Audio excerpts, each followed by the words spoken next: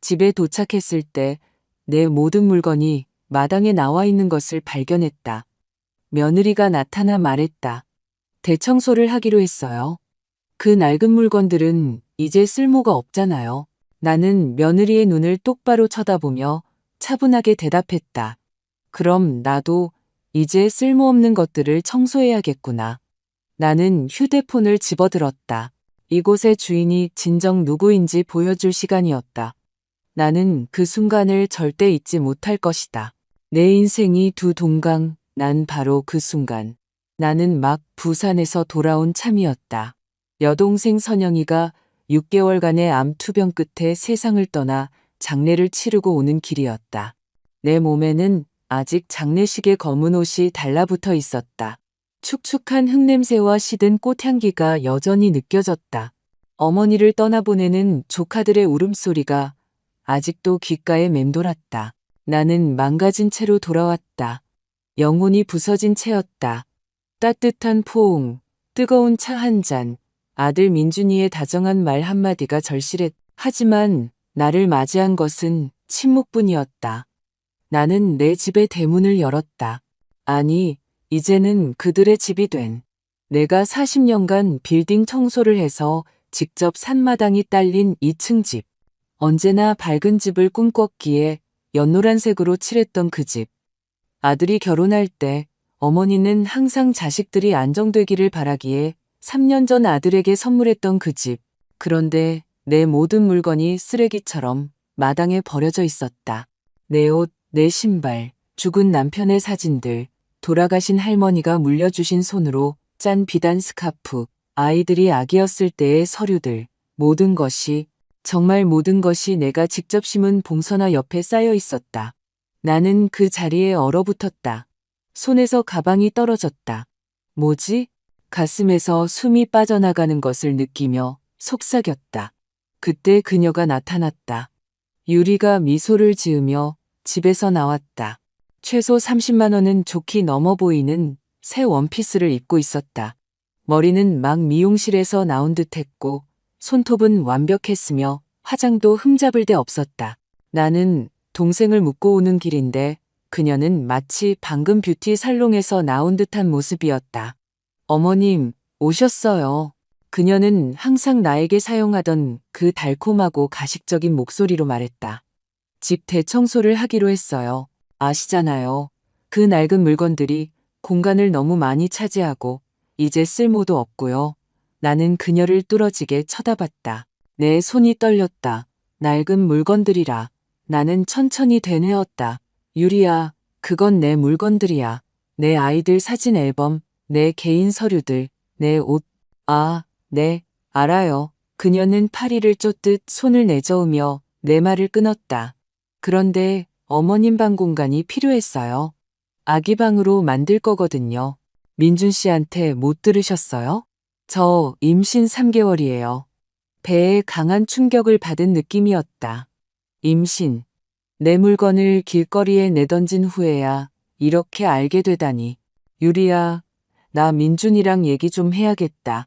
목소리가 갈라졌지만 간신히 말했다. 일하고 있어요, 어머님. 늦게 와요. 하지만 걱정 마세요. 어머님을 위한 작은 공간은 남겨뒀으니까요. 이리 오세요. 보여드릴게요. 그녀는 내가 늘 거슬려 했던 그 거짓된 친밀함으로 내 팔을 잡았다. 나를 집 뒤편 예전에 공구나 시멘트 포대를 보관하던 작은 창고로 데려갔다. 문을 열었다. 짜잔, 여기서 지내시면 돼요. 좀 치웠어요. 접이식 침대도 하나 놨고요. 작지만 충분하죠. 아, 그리고 좀 조용히 지내주셔야 해요. 아기가 생기면 스트레스 받거나 방해되는 사람이 없어야 하니까요. 나는 그 방을 둘러봤다. 가로 세로 2미터도 안 되어 보였다. 키키한 냄새가 났다. 유일한 창문은 어두운 골목으로 나 있었다. 접이식 침대에는 얇고 얼룩진 매트리스가 깔려 있었다. 내 안에 무언가가 부서졌다. 하지만 그보다 더 깊은 무언가에 불이 붙었다. 나는 그녀의 눈을 똑바로 쳐다봤다.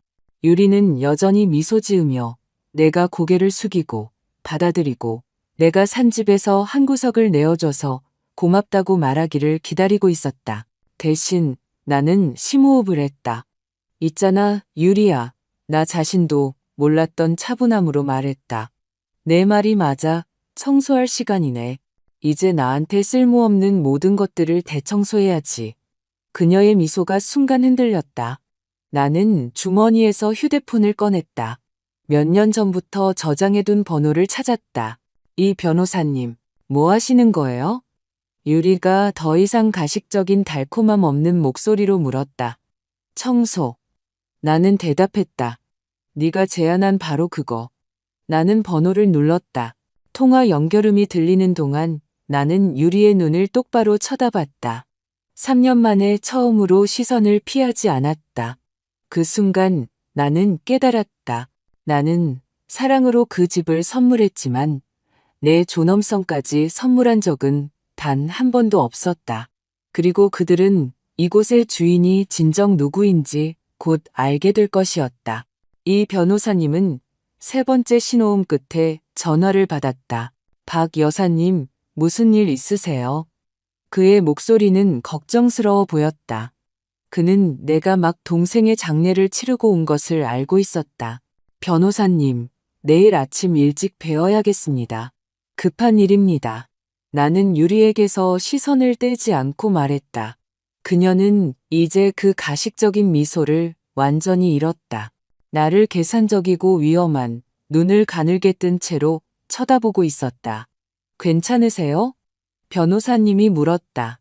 아니요, 하지만 괜찮아질 겁니다. 나는 대답하고 전화를 끊었다. 유리가 팔짱을 꼈. 무슨 계획을 꾸미시는 건지 모르겠지만 이 집은 민준 씨 집이고 저는 그 사람 아내라는 걸 기억하세요. 그러니 여기서 지내고 싶으시면 저희 규칙을 따라야 할 거예요. 나는 이를 악물었다. 그 집은 내가 40년간 남의 화장실을 청소한 땀으로 산 집이라고 소리치고 싶었다. 저 벽에 벽돌 하나하나에 내 희생이 담겨 있다고. 민준이가 겨우 25살이었을 때 단 1원도 받지 않고 선물한 집이라고 말하고 싶었다. 하지만 아무 말도 하지 않았다. 67년 인생에서 배운 것이 있었기 때문이다. 힘없는 말은 소음에 불과하고 나는 먼저 내 힘을 되찾아야 했다. 알겠다. 나는 간단하게 말했다. 창고에서 지낼게. 유리는 놀라 눈을 깜빡였다. 싸움을, 드라마를 내가 울거나 애원하기를 기대했던 것 같다. 아, 네, 이해해 주시니 다행이네요. 그녀는 약간의 평정을 되찾으며 말했다. 그리고 한 가지 더. 냉장고에 어머님 물건 둘 공간이 없으니까. 음식은 직접 사서 방에 보관하셔야 할 거예요. 부엌도 계속 같이 쓸 수는 없고요. 의사 선생님이 스트레스를 피하라고 하셨거든요. 나는 천천히 고개를 끄덕였다. 물론 문제없어. 좋아요. 그럼 새로운 공간에 오신 걸 환영해요. 그녀는 마치 전투에서 승리한 듯 엉덩이를 흔들며 집 안으로 들어갔다. 나는 그 작은 방에 홀로 남았다. 문을 닫았다. 그리고 그때서야 비로소 나 자신에게 우는 것을 허락했다. 나는 동생 선영이를 위해 울었다. 10년 전에 죽은 남편을 위해 울었다. 강하고 부지런하고 자존심 있던 과거의 나를 위해 울었다. 언젠가 나를 껴안으며 엄마는 내 영웅이야라고 말했던 내 아들 민준이를 위해 울었다. 언제 모든 것이 변해버린 걸까? 나는 곰팡내 나는 접이식 침대에 앉아 주위를 둘러보았다. 벽에는 습기 얼룩이 있었다. 전구는 벗겨진 전선에 매달려 있었다. 웃을 걸 못하나 없었다. 하지만 그때 무언가 기억났다. 아버지가 우리를 버린 후 홀로 5자매를 키우셨던 어머니가 생각났다. 어머니는 우리에게 이렇게 말씀하시곤 했다. 딸들아, 여자는 가진 것으로 강한 게 아니란다. 모든 것을 빼앗겼을 때 다시 세울 수 있는 능력으로 강한 거란다. 나는 눈물을 닦았다. 휴대폰을 꺼내 방 사진을 찍기 시작했다. 마당에 버려진 내 물건들, 모든 것을. 인생이 나에게 가르쳐 준 것이 있다면 진실에는 항상 증거가 필요하다는 것이었다. 그날 밤 민준이는 11시가 넘어 도착했다. 차가 주차하는 소리가 들렸다. 목소리들이 들렸다. 유리의 날카로운 웃음소리가 들렸다. 나는 기다렸다. 그가 나를 보러 올 것이라고, 참고 문을 두드릴 것이라고, 동생 장례식 후에 괜찮은지 물어볼 것이라고 생각했다. 하지만 그는 오지 않았다. 밤 11시, 더 이상 참을 수 없었을 때 나는 방을 나섰다. 내 집 복도를 맨발로 걸었다. 차가운 타일이 발밑에 느껴졌다. 안방문을 두드렸다. 민준아. 나는 부드럽게 불렀다. 침묵. 민준아, 아들, 얘기 좀 하자. 문이 겨우 한 뼘 열렸다. 아들이 고개를 내밀었다. 피곤해 보였고 눈밑은 퀭했으며 마지막으로 봤을 때보다 더 말라 있었다.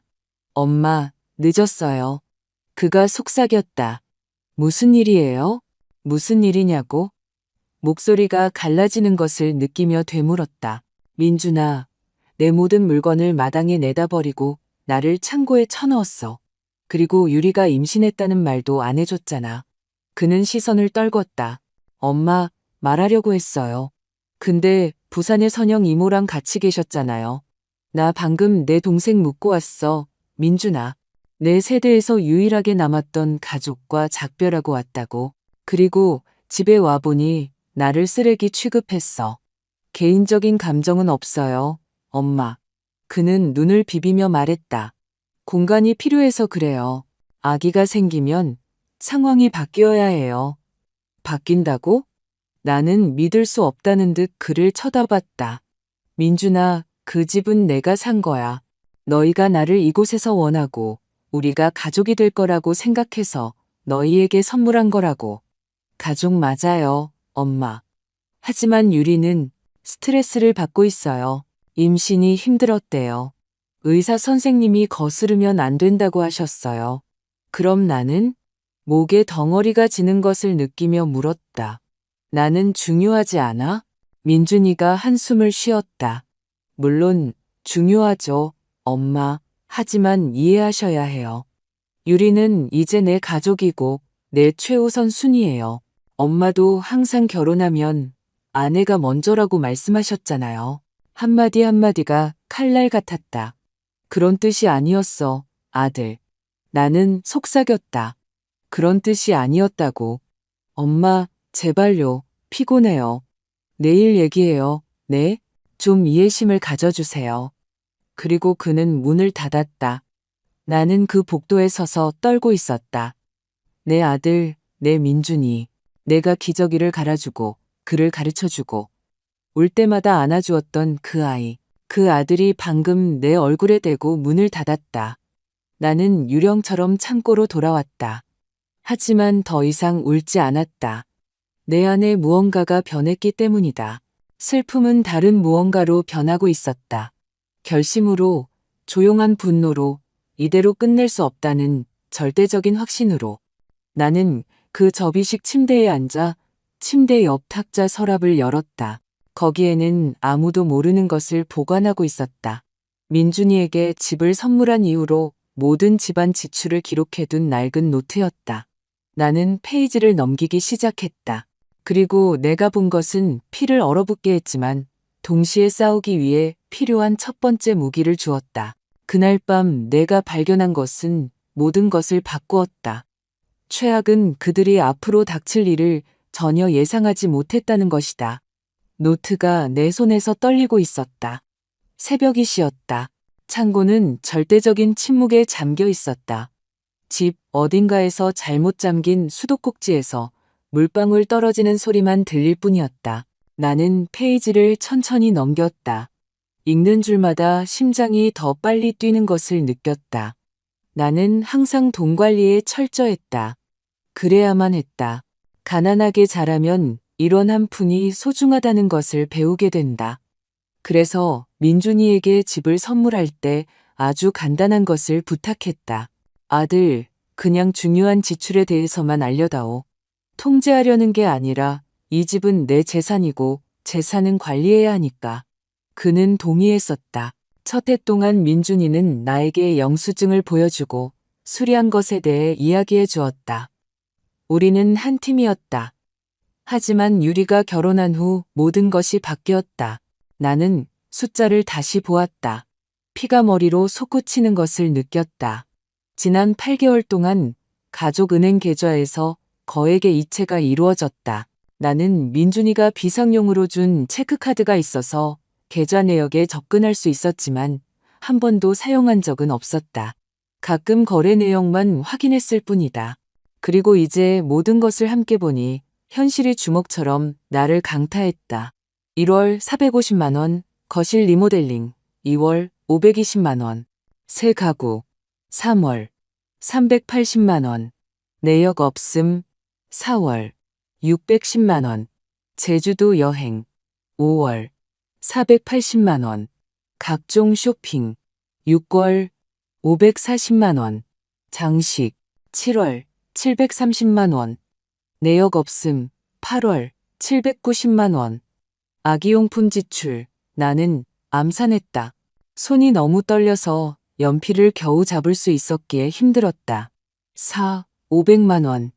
8개월 만에 거의 5천만 원에 가까운 돈이었다. 그 돈은 어디서 나왔을까? 민준이는 엔지니어로 월 350만 원 정도 잘 벌었지만 공과금, 식비, 기름값을 내고 나면 그렇게 많이 남지 않았다. 분명히 매달 500만 원 이상을 추가로 쓸 만큼은 아니었다.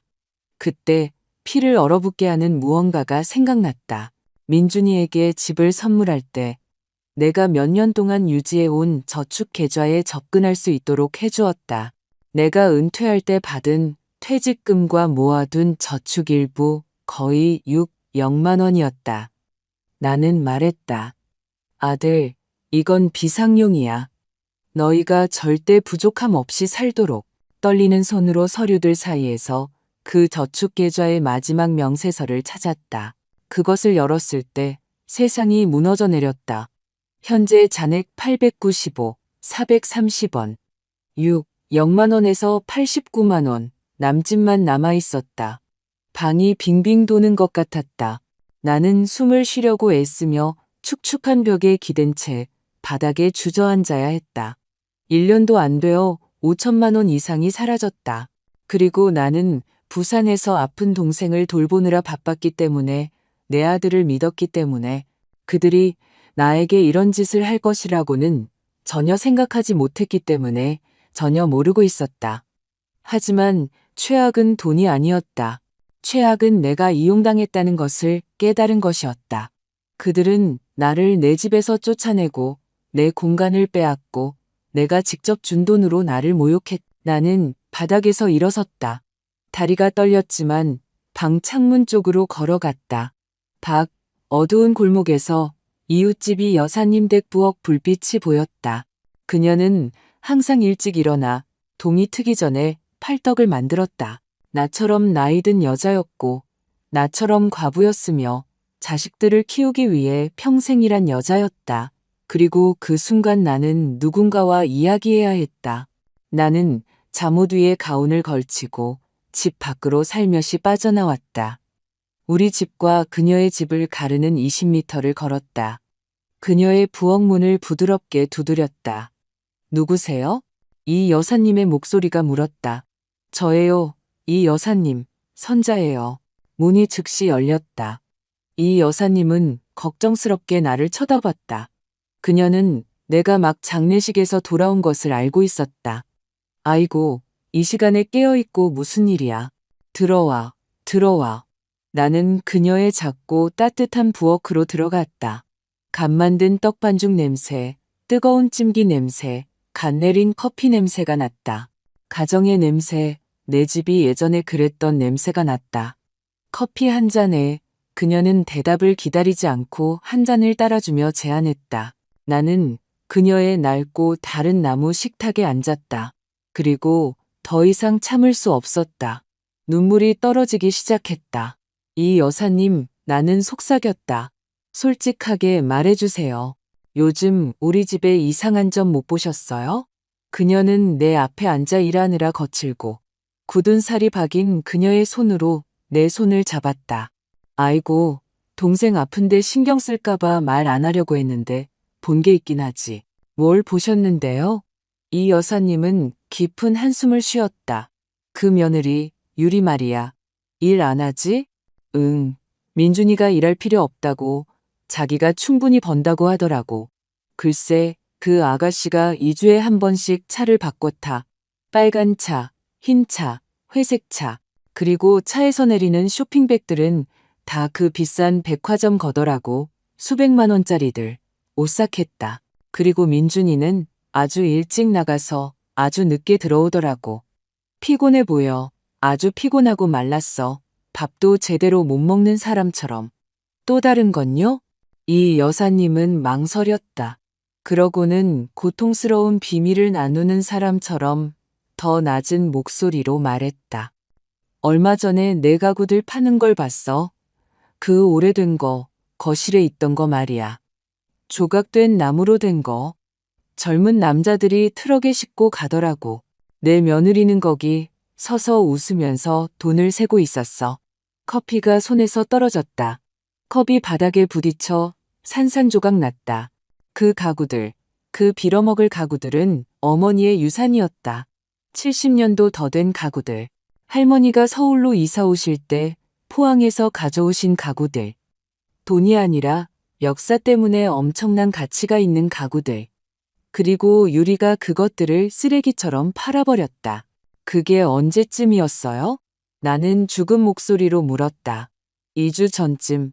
네가 부산에 있을 때 나는 침묵했다. 이 여사님은 깨진 컵 조각을 쓸기 위해 일어섰지만 나는 거의 듣지 못했다. 내 머릿속에서는 퍼즐 조각들이 맞춰지기 시작했다. 사라진 돈, 과도한 지출, 팔린 가구들, 마당에 버려진 내 옷, 창고. 유리는 나를 집에서 쫓아내는 것뿐만 아니라 나를 지우고 있었다. 내 역사, 내 기억, 내 존재를. 그리고 내 아들은 그녀가 그렇게 하도록 내버려두고 있었다. 동이틀 무렵 창고로 돌아왔다. 나는 그 접이식 침대에 계좌 명세서와 노트를 다리 위에 올려놓고 앉아 결심을 내렸다. 그들이 그렇게 나온다면 나도 그렇게 놀아줄 것이다. 하지만 내 규칙대로. 왜냐하면 그들은 아주 중요한 것을 몰랐기 때문이다. 그들은 그 집이 여전히 내 이름으로 되어 있다는 것을 몰랐다. 민준이는 공식적인 명의 이전 절차를 한 적이 없었다. 나는 단지 구두로 사용 허가를 했을 뿐이다. 그들은 내가 모든 것에 대한 서류를 가지고 있다는 것을 몰랐다.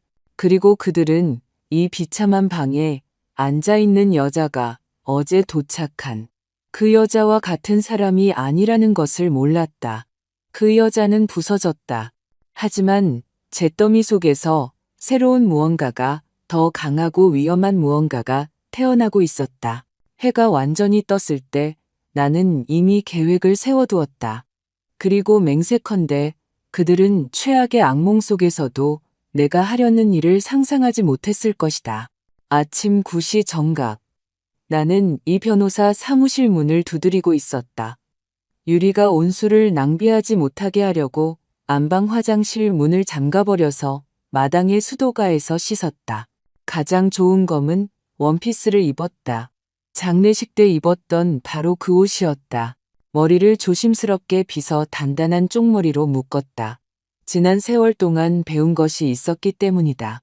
내 것을 위해 싸우러 갈 때는 위험 있어 보여야 한다. 이 변호사님은 길고 꽉 찬 포옹으로 나를 맞았다. 박 여사님, 정말 안타깝습니다. 선영 씨는 훌륭한 분이었는데 감사합니다, 변호사님. 목이 메는 것을 느끼며 말했다. 하지만 그것 때문에 온 게 아닙니다. 다른 일로 왔어요. 우리는 책과 졸업장으로 가득 찬 그의 사무실에 앉았다. 그는 나에게 물 한 잔을 따라주고 내가 시작하기를 참을성 있게 기다렸다. 나는 내 노트, 계좌 명세서, 마당에 널린 내 물건들 사진, 모든 것을 꺼내 그에게 모든 것을 이야기했다. 내가 말하는 동안 이 변호사님의 얼굴이 걱정에서 놀라움으로, 놀라움에서 분노로 변하는 것을 보았다. 내가 끝냈을 때 그는 턱을 문지르며 의자에 기댔다. 박 여사님, 이건 심각합니다. 아주 심각해요. 알고 있습니다. 아드님은 여사님께서 그 계좌 내역에 접근할 수 있다는 것을 압니까? 몇 년 전에 그가 저에게 카드를 주었지만 잊어버린 것 같아요. 저는 한 번도 사용하지 않았거든요. 변호사님은 생각에 잠겨 천천히 고개를 끄덕였다. 좋습니다. 단계별로 진행하죠. 먼저 집입니다. 등기부등본 가지고 계십니까? 네, 여기 있습니다. 나는 가방에서 서류를 꺼냈다. 보물처럼 간직해온 것이었다. 그는 전문가의 주의를 기울여 각 페이지를 넘기며 꼼꼼하게 검토했다. 그리고 미소를 지었다. 기쁨의 미소가 아니었다. 전략가의 미소였다. 박 여사님, 우리가 뭘 가지고 있는지 아십니까? 뭐요? 등기부등본이 100% 여사님 이름으로 되어 있습니다. 민준 씨는 법무사 사무실에서 공식적인 명예 이전 절차를 하지 않았어요. 심장이 쿵 하고 내려앉는 것 같았다. 하지만 제가 선물했는데요. 네, 하지만 법적으로 부동산 증여는 법무사를 통한 공식적인 절차가 필요합니다. 여사님은 그에게 거기서 살도록 허락해 주신 겁니다. 법률 용어로 사용대차라고 부르는 것을 주신 거죠. 기본적으로 집을 빌려준 것이지만 집은 여전히 여사님 것입니다. 며칠 만에 처음으로 희망과 비슷한 것을 느꼈다. 그 말은 여사님께서 원하실 때 언제든지 그 허가를 철회할 수 있다는 뜻입니다. 여사님 재산입니다. 그들은 법적으로 말하자면 계약도 없고 영구적인 점유권도 없는 여사님의 세입자인 셈입니다. 나는 그 정보를 처리하며 침묵했다. 그럼 돈은요? 나는 물었다. 사라진 500만 원은요? 변호사님은 심각한 표정으로 계좌 명세서를 검토했다. 여기 아주 흥미로운 것이 있군요. 이 체 내역들을 보세요. 많은 것들이 공인인증서로 이루어졌습니다. 여사님께서 이 거래들을 승인하셨습니까? 아니요, 전혀요. 그리고 민준 씨는 계좌에 완전히 접근할 수 있었고요. 네, 제가 집을 빌려줄 때 그렇게 해줬으니까요. 경제적인 뒷받침이 되길 바랐어요. 하지만 그를 계좌의 공동명의자로 만드는 어떤 서류에 서명하셨습니까? 나는 신중하게 생각했다. 아니요. 그는 단지 연결된 체크카드를 가지고 있을 뿐. 계좌는 제 이름으로 되어 있습니다. 이 변호사님은 책상 위에서 손을 모았다. 박 여사님, 이건 미묘한 문제입니다. 만약 민준 씨가 여사님의 명시적인 허가 없이 그 이체들을 했다면 재산의 부당한 처분으로 간주될 수 있습니다.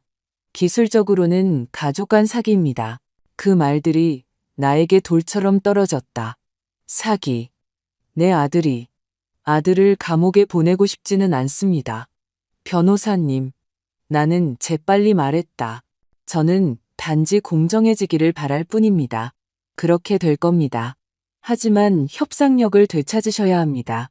그러기 위해서는 몇 가지 수를 써야 합니다. 그는 노트를 꺼내 쓰기 시작했다. 이렇게 합시다. 첫째, 오늘 당장 여사님의 모든 은행 계좌 비밀번호를 바꿀 겁니다.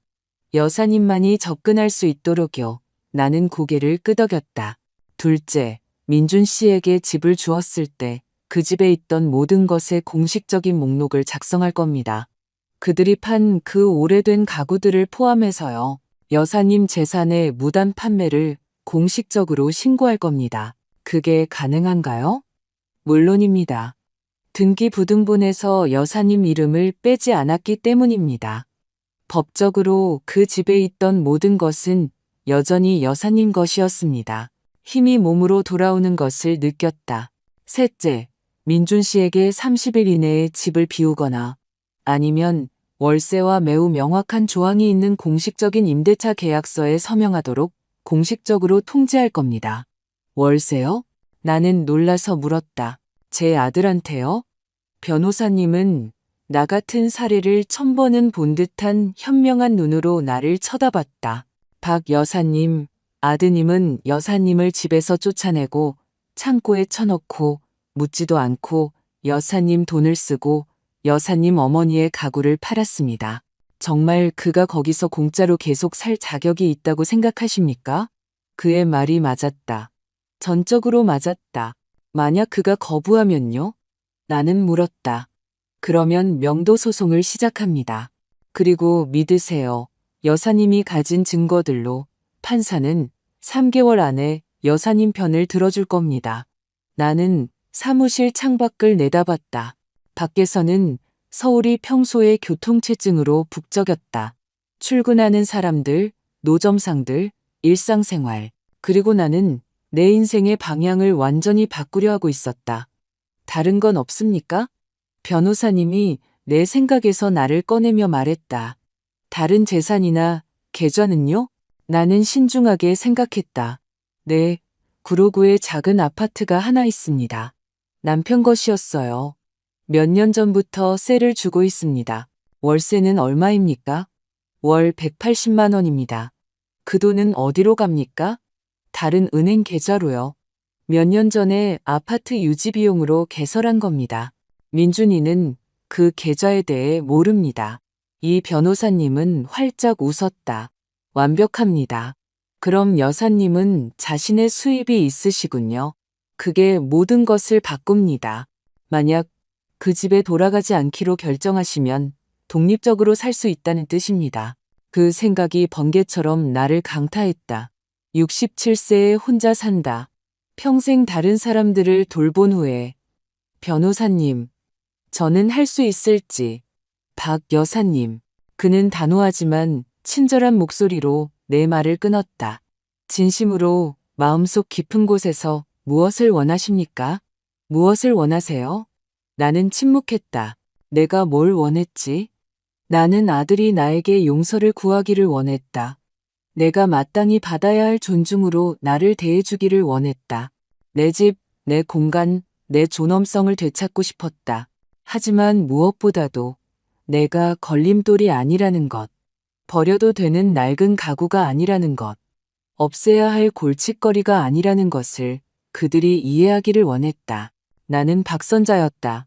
40년간 쉬지 않고 일한 여자, 남편과 사별한 후 새 아이를 홀로 키운 어머니, 존중받을 자격이 있는 여자였다. 정의를 원합니다. 나는 마침내 말했다. 사람들을, 특히 자신의 어머니를 그렇게 대해서는 안 된다는 것을 그들이 배우기를 바랍니다. 이 변호사님은 고개를 끄덕였다. 그럼 정확히 그렇게 해드리겠습니다. 하지만 박 여사님, 준비하셔야 합니다. 이건 아플 겁니다. 눈물, 비명, 애원이 있을 겁니다. 민준 씨는 여사님을 죄책감 들게 하려고 할 겁니다. 유리는 이야기를 지어낼 겁니다. 그들은 여사님이 나쁜 엄마라고, 이기적이라고, 미쳤다고 말할 겁니다. 이미 다 듣고 있는 말들이에요. 나는 속삭였다. 하지만 이제는 더 심해질 겁니다. 왜냐하면 이제 여사님은 싸우고 있기 때문입니다. 그리고 싸울 때 사람들은 자신의 진짜 얼굴을 보여줍니다. 나는 심호흡을 했다. 준비됐습니다. 확실하세요? 나는 쓰레기처럼 팔린 어머니의 가구들을 생각했다. 사라진 돈을 생각했다. 축축하고 어두운 창고를 생각했다. 내 얼굴에 닫힌 문을 생각했다. 네, 나는 단호한 목소리로 말했다. 확실합니다. 그럼 시작합시다. 나는 3시간 후에 이 변호사 사무실을 나섰다. 가방에는 새로운 서류들, 바뀐 비밀번호, 상세한 행동 계획, 그리고 더 중요한 것, 희망이 담겨 있었다. 나는 단호한 걸음으로 시내 거리를 걸었다. 빵집에서 커피와 단팥빵을 샀다. 공원 벤치에 앉아 사람들이 지나가는 것을 보며 조용히 먹었다. 그리고 몇 주 만에 처음으로 미소 지었다. 왜냐하면 그들은 내가 패배했다고 믿었고, 내가 무너졌다고 믿었고, 내가 고개를 숙이고 늙고 보이지 않는 여자의 운명을 받아들일 것이라고 믿었기 때문이다. 하지만 그들은 아주 틀렸다. 나는 패배한 여자가 아니었다. 전쟁을 준비하는 여자였다. 그리고 그들은 자신들에게 닥칠 일을 전혀 알지 못했다. 민준이와 유리는 인생 최대의 충격을 받게 될 것이고 나는 그 모든 것을 지켜볼 것이었다. 저녁 6시쯤 집에 돌아왔다. 슈퍼마켓 봉지 3개를 들고 있었다. 창고에서 음식을 해먹기 위해 필요한 것들을 샀다. 작은 전기 그릴, 일회용 접시, 작은 냄비, 몇 가지 기본적인 식료품. 그들이 나를 세입자처럼 살게 하고 싶다면 그렇게 하되 위험을 지키면서 할 것이었다. 들어섰을 때 거실에서 목소리들이 들렸다. 많은 목소리들. 조심스럽게 엿보았다. 유리가 거기에 있었다. 잡지 모델처럼 차려입고 있었다. 분명 수십만 원은 했을 연분홍색 원피스를 입고 있었다. 그녀 옆에는 그녀의 부모님이 있었다. 코수염의 거만한 분위기를 풍기는 건장한 남자, 최 사장과 마치 신발에 뭐가 묻은 것처럼 항상 나를 쳐다보는 마르고 우아한 여자, 최 여사였다. 민준이도 있었다. 셔츠와 정장 바지를 입고 불편한 듯 마치 목을 조르는 것처럼 셔츠 깃을 잡아당기고 있었다. 어머님, 유리가 나를 보고 그 노래하는 듯한 가식적인 목소리로 외쳤다. 오셨네요. 가족 저녁 식사를 준비했어요. 저희 부모님이 저희 상황을 더 잘 알고 싶어 하셔서요. 마치 해결해야 할 문제인 양 저희 상황이라고 했다. 안녕하세요. 나는 창고 쪽으로 지나가려고 하며 짧게 인사했다. 아, 안 돼요, 안 돼요. 유리가 나에게 다가와 내 팔을 단단히 잡았다. 다 준비했어요. 같이 식사 안 하시면 무례한 거예요. 게다가 중요한 얘기 좀 해야 해요. 선택의 여지가 없었다. 나는 식탁에 앉았다. 내 식탁, 15년 전에 골동품 시장에서 산 바로 그 식탁. 유리는 완벽한 미소로 저녁을 차렸다. 닭볶음탕, 붉은 쌀밥, 샐러드. 모든 것이 맛있어 보였고 모든 것이 가정의 냄새를 풍겼지만 분위기는 끊어지기 직전에 기타줄처럼 팽팽했다. 박 여사님, 최 사장이 냅킨으로 입을 닦으며 시작했다. 제 딸이 요즘 오해가 좀 있었다고 하더군요. 오해요. 나는 한마디 한마디를 신중하게 되물었다. 네, 글쎄요. 최 여사가 날카로운 목소리로 끼어들었다. 유리가 여사님께서 소외감을 느끼신다고 하던데 이해하셔야 해요, 박 여사님. 젊은이들은 공간이 필요해요. 특히 이제 아기가 생기면요. 나는 식기를 꽉 쥐었다.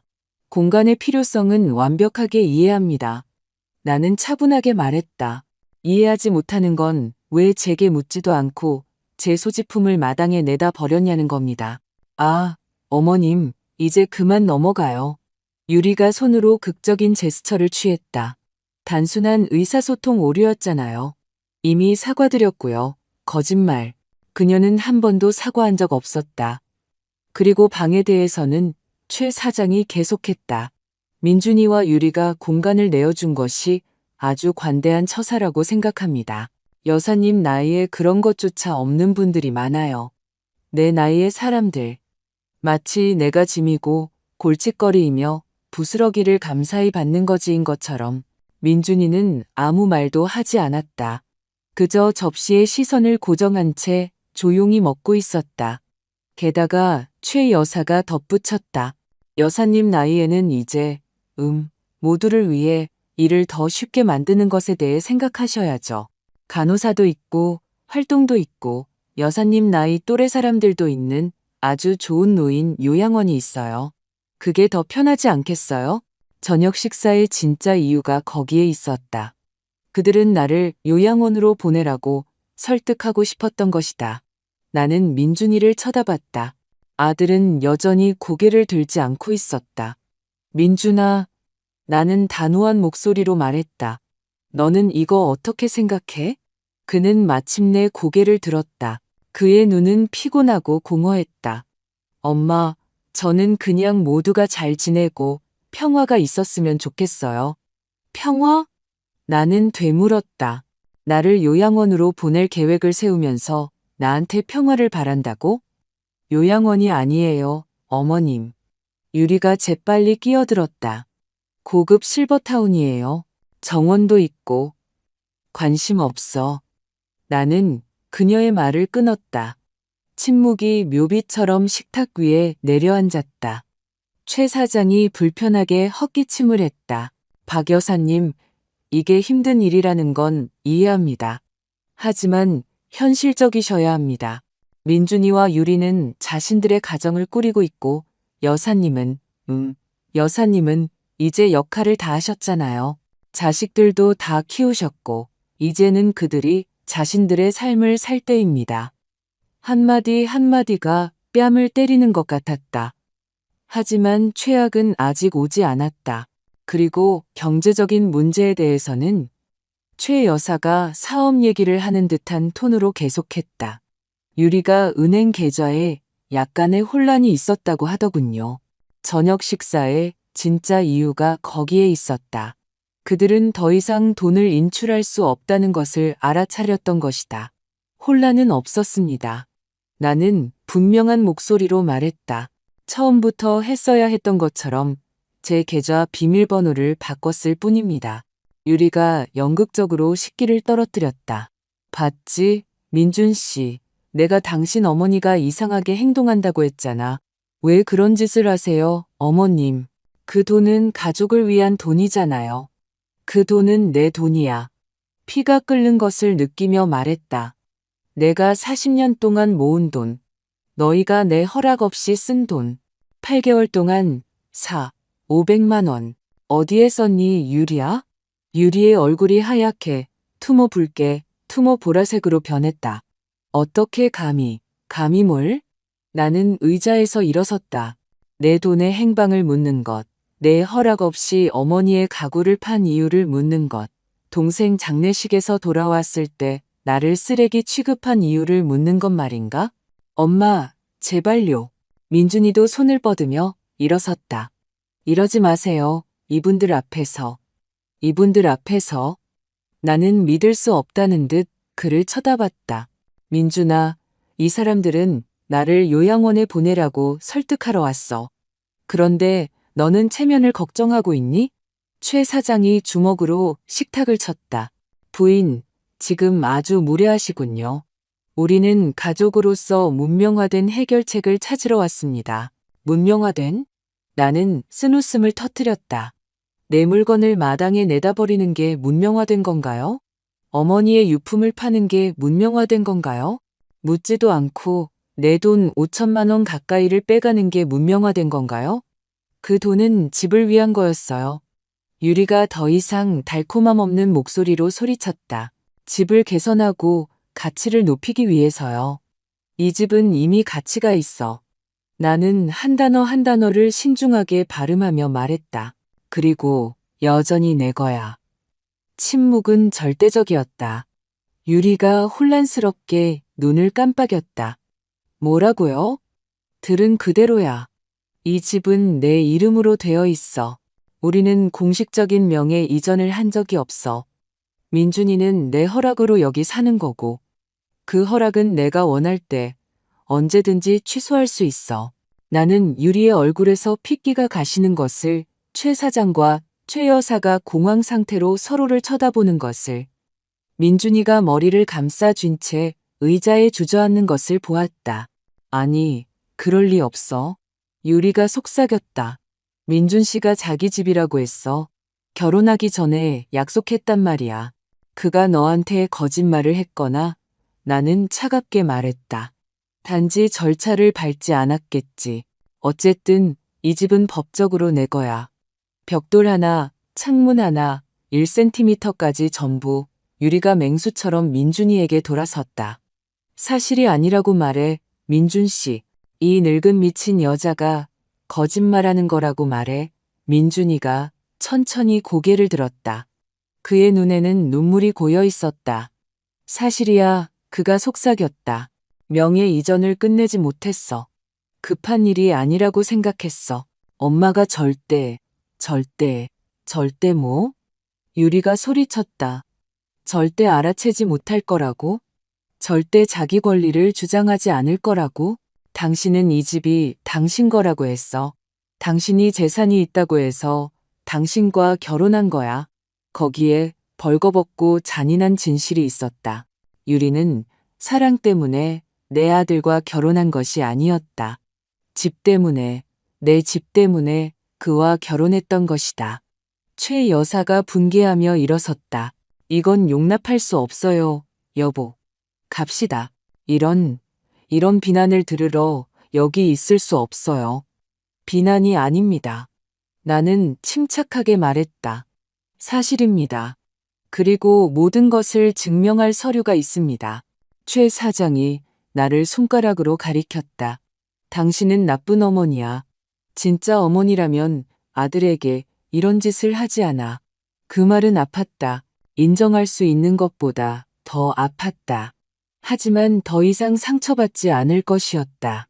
진짜 어머니는 자식들에게 존중하고 가치를 두고 정직하도록 가르칩니다. 나는 그 모든 것을 했습니다. 민준이가 배우지 못했다면 그건 제 잘못이 아니라 그의 잘못입니다.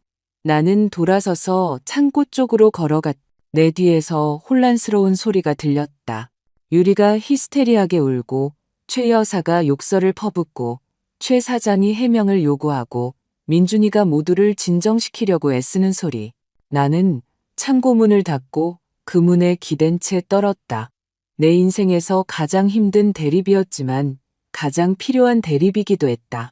그리고 이것은 단지 시작일 뿐이었다. 그날 밤 11시쯤 창고 문을 격렬하게 두드리는 소리가 들렸다. 엄마, 문 열어요. 얘기 좀 해야 해요. 민준이었다. 나는 열지 않았다. 엄마, 제발요. 유리가 너무 불안해해요. 의사 선생님이 아기 때문에 스트레스 받으면 안 된다고 하셨어요. 나는 계속 열지 않았다. 내가 뭘 하길 바라? 무릎 꿇고 용서를 빌까? 울까? 원하는 걸 말해. 할게. 하지만 제발 우리를 집에서 내쫓지는 마. 나는 문을 확 열었다. 민준이는 망가져 있었다. 머리는 헝클어지고 눈은 빨갛고 셔츠는 구겨져 있었다. 그리고 처음으로 동정심이 아니라 실망감을 느꼈다. 민준아, 나는 차분한 목소리로 말했다. 내가 한마디 할 테니 잘 들어. 나는 너희에게서 아무것도 빼앗고 싶지 않았어. 사랑으로 이 집을 주었고, 관대함으로 내 돈을 주었고, 가족이라는 이유로 내 공간을 내주었어. 알아요, 엄마. 알아요. 그리고, 하지만 너희는 나를 쓰레기 취급했고, 모욕했고, 훔쳤고, 거짓말했어. 그리고 내가 동생 장례식에서 망가져서 돌아왔을 때, 나를 길거리로 내쫓았어. 유리의 실수였어요. 저는 몰랐어요. 너는 알았어. 알았고 아무것도 하지 않았어. 내 얼굴에 대고 문을 닫았어. 그녀가 내 최우선 순위라고 했어. 이해하라고 했어. 그녀는 제 아내잖아요. 엄마. 지지해야죠. 그럼 나는 뭔데? 쓰레기? 없애야 할 골칫거리? 민준이가 내 앞에 무릎을 꿇었다. 용서해 주세요. 용서해 주세요. 엄마, 제가 비겁했어요. 나쁜 아들이었어요. 하지만 제발 우리를 길거리에 나앉게 하지는 마세요. 나는 거기 무릎 꿇고 우는 그를 보았다.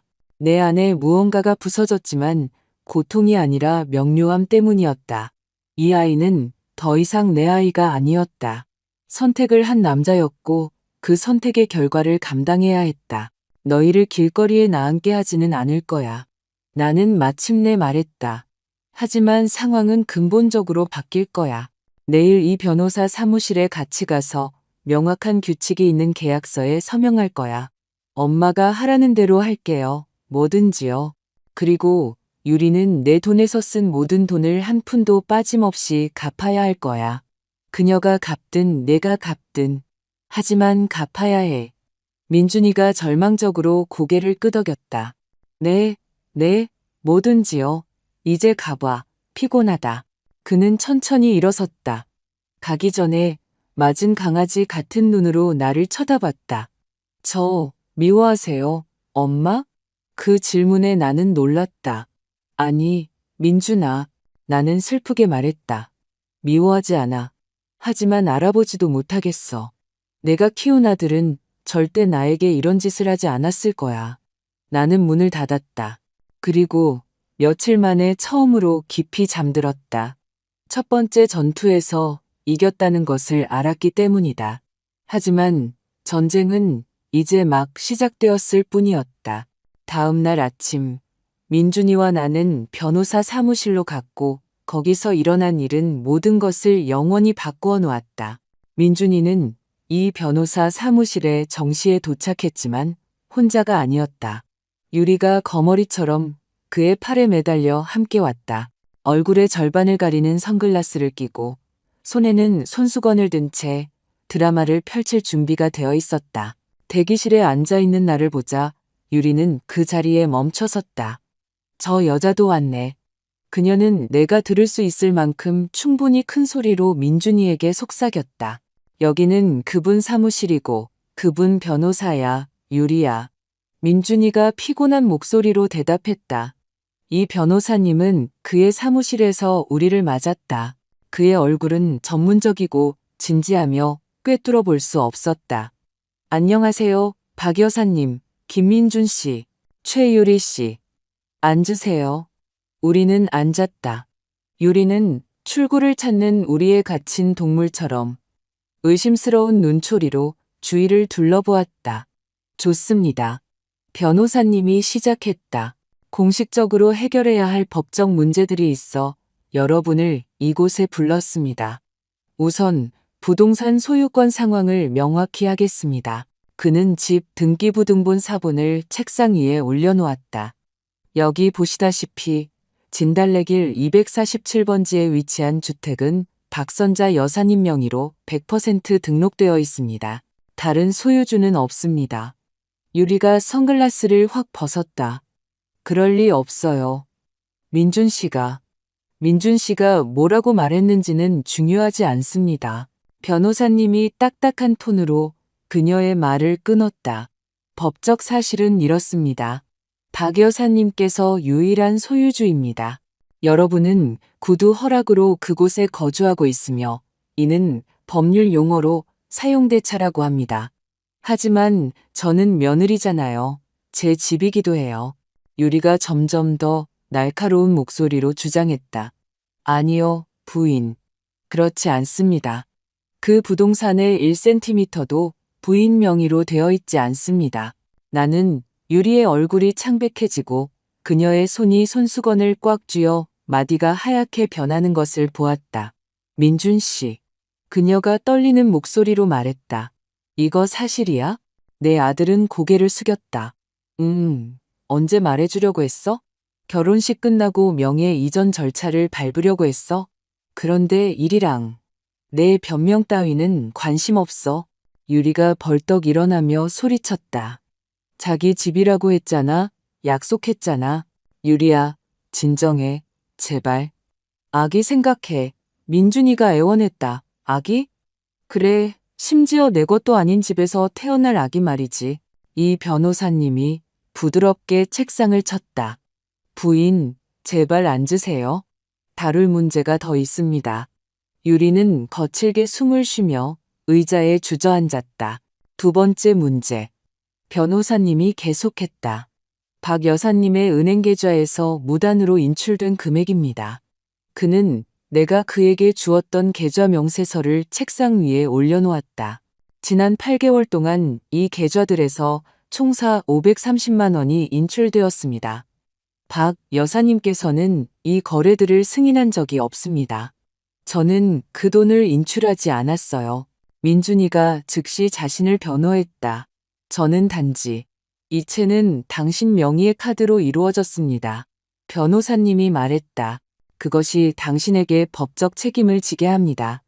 하지만 카드를 사용한 건 유리예요. 필요하다고 해서 제가 빌려줬어요. 뭐? 유리가 눈을 동그랗게 뜨고 그를 쳐다봤다.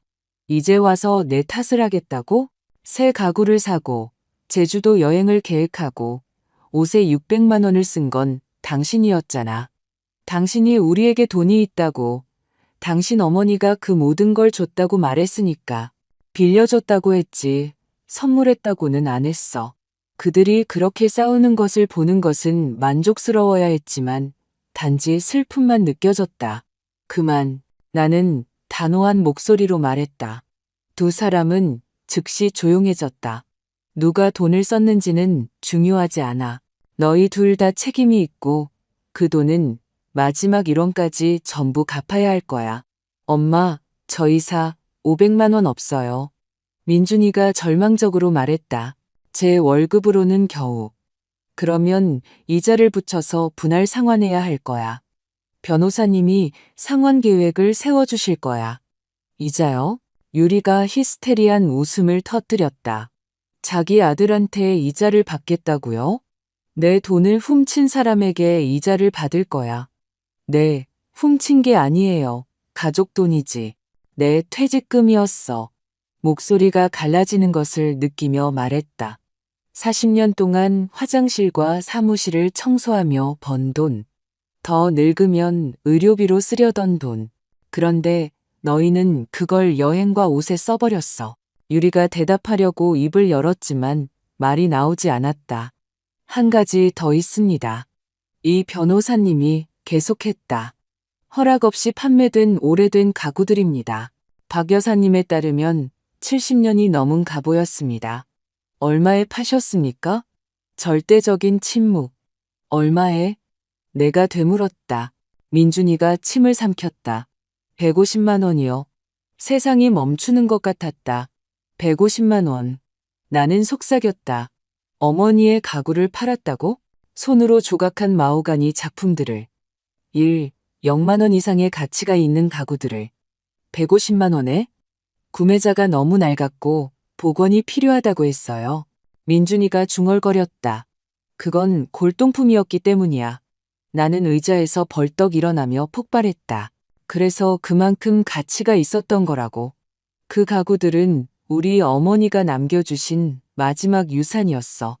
어머님, 이제 와서 뭐가 중요해요? 유리가 지겹다는 듯이 말했다. 그냥 낡은 가구였잖아요. 내 안에 무언가가 부서졌지만 슬픔이 아니라 분노 때문이었다.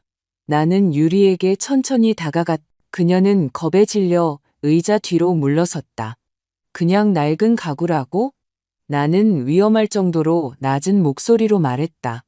그냥 낡은 가구라니. 그 가구들은 우리 할머니가 1952년에 포항에서 화물 트럭에 싣고 오신 거야. 우리 어머니는 매주 일요일 미사 후에 그 가구들을 닦으셨어. 거기서 내가 민준이에게 글을 가르쳤고, 거기서 우리가 30년 동안 가족 식사를 했어. 저는 몰랐어요. 유리가 더듬거렸다. 몰랐지. 물어본 적이 없으니까. 너에게는 새롭고 비싼 것이 아니면 아무 가치가 없으니까. 나처럼. 쓸모없는 늙은이 없애야 할 찜. 그렇지 않아요. 그렇죠. 나는 휴대폰을 꺼내 장례식에서 돌아온 날 찍었던 사진들을 보여주었다. 이거 봐. 마당에 버려진 내 물건들, 내 사진들, 내 옷, 죽은 남편의 유품들, 모두 쓰레기처럼 버려져 있는 걸 봐. 유리는 사진들을 보고 창백해졌다. 저는 어머님께서 더 이상 쓰지 않는 물건들이라고 생각했어요. 그래서 내게 묻지도 않고 내가 동생 장례식에서 돌아오기를 기다리지도 않고 버렸니? 아기 방 공간이 필요했어요. 집 전체가 있었잖아. 나는 소리쳤다.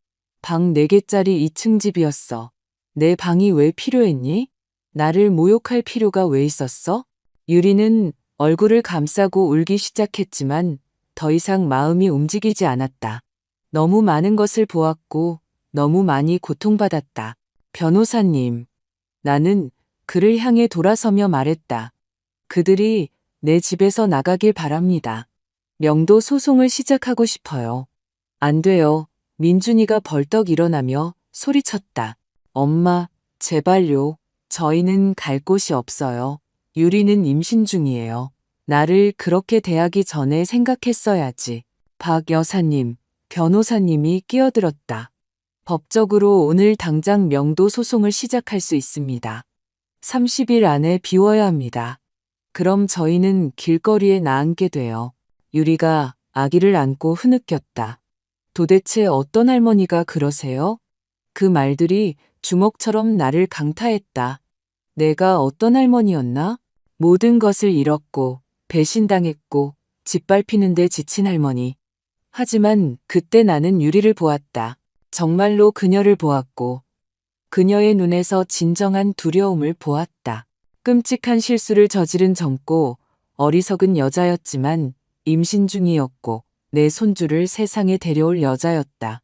나는 깊은 한숨을 쉬었다. 너희를 길거리에 나앉게 하지는 않을 거야.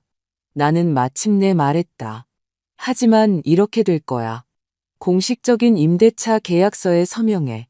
월세 120만 원을 내고 4년 동안 매달 100만 원씩 500만 원을 갚아.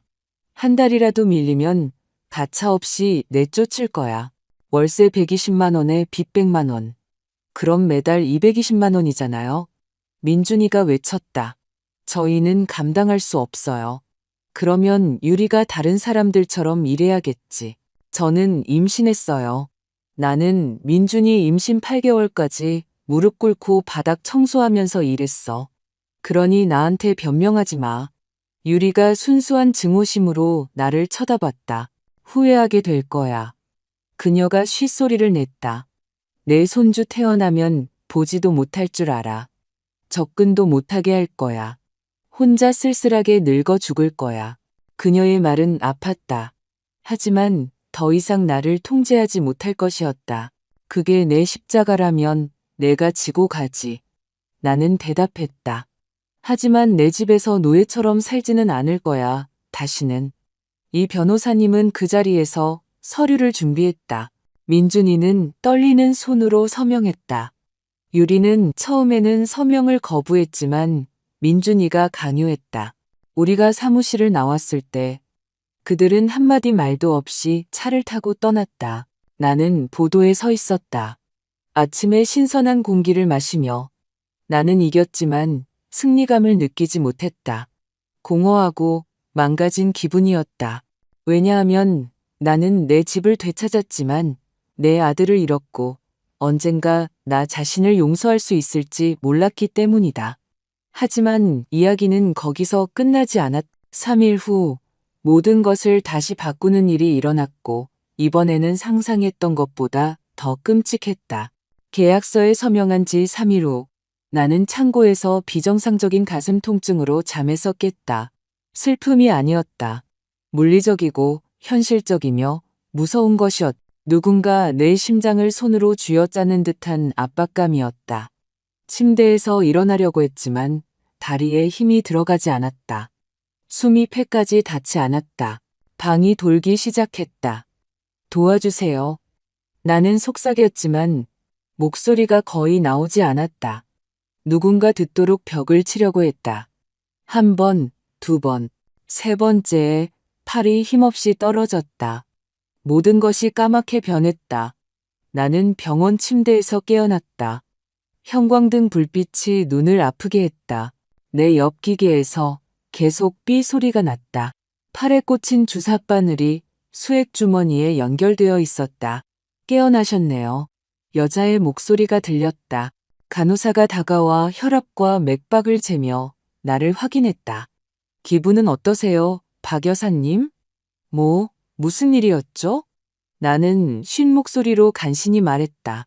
심근경색 전조 증상이셨어요.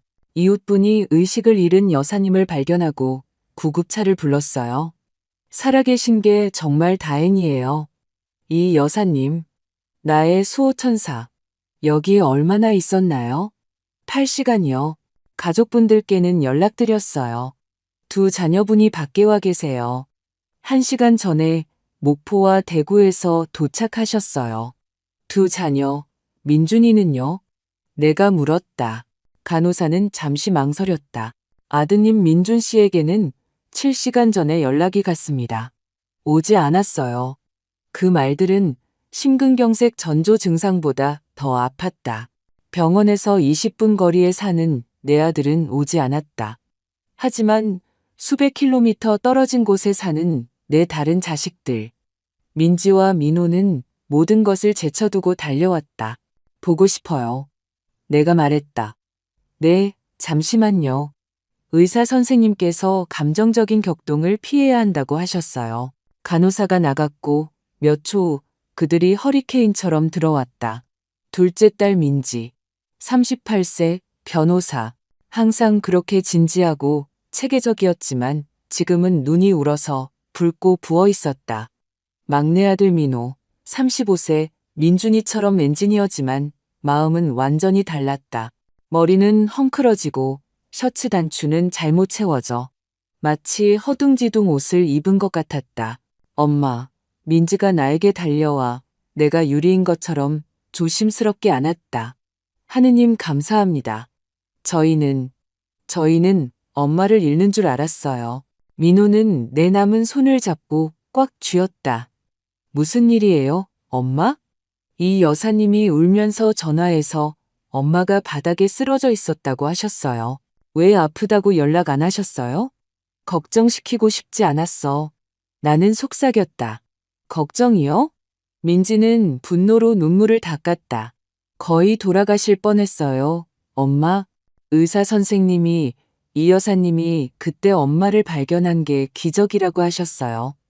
10분만 더 늦었어도 그녀는 말을 끝맺지 못했다.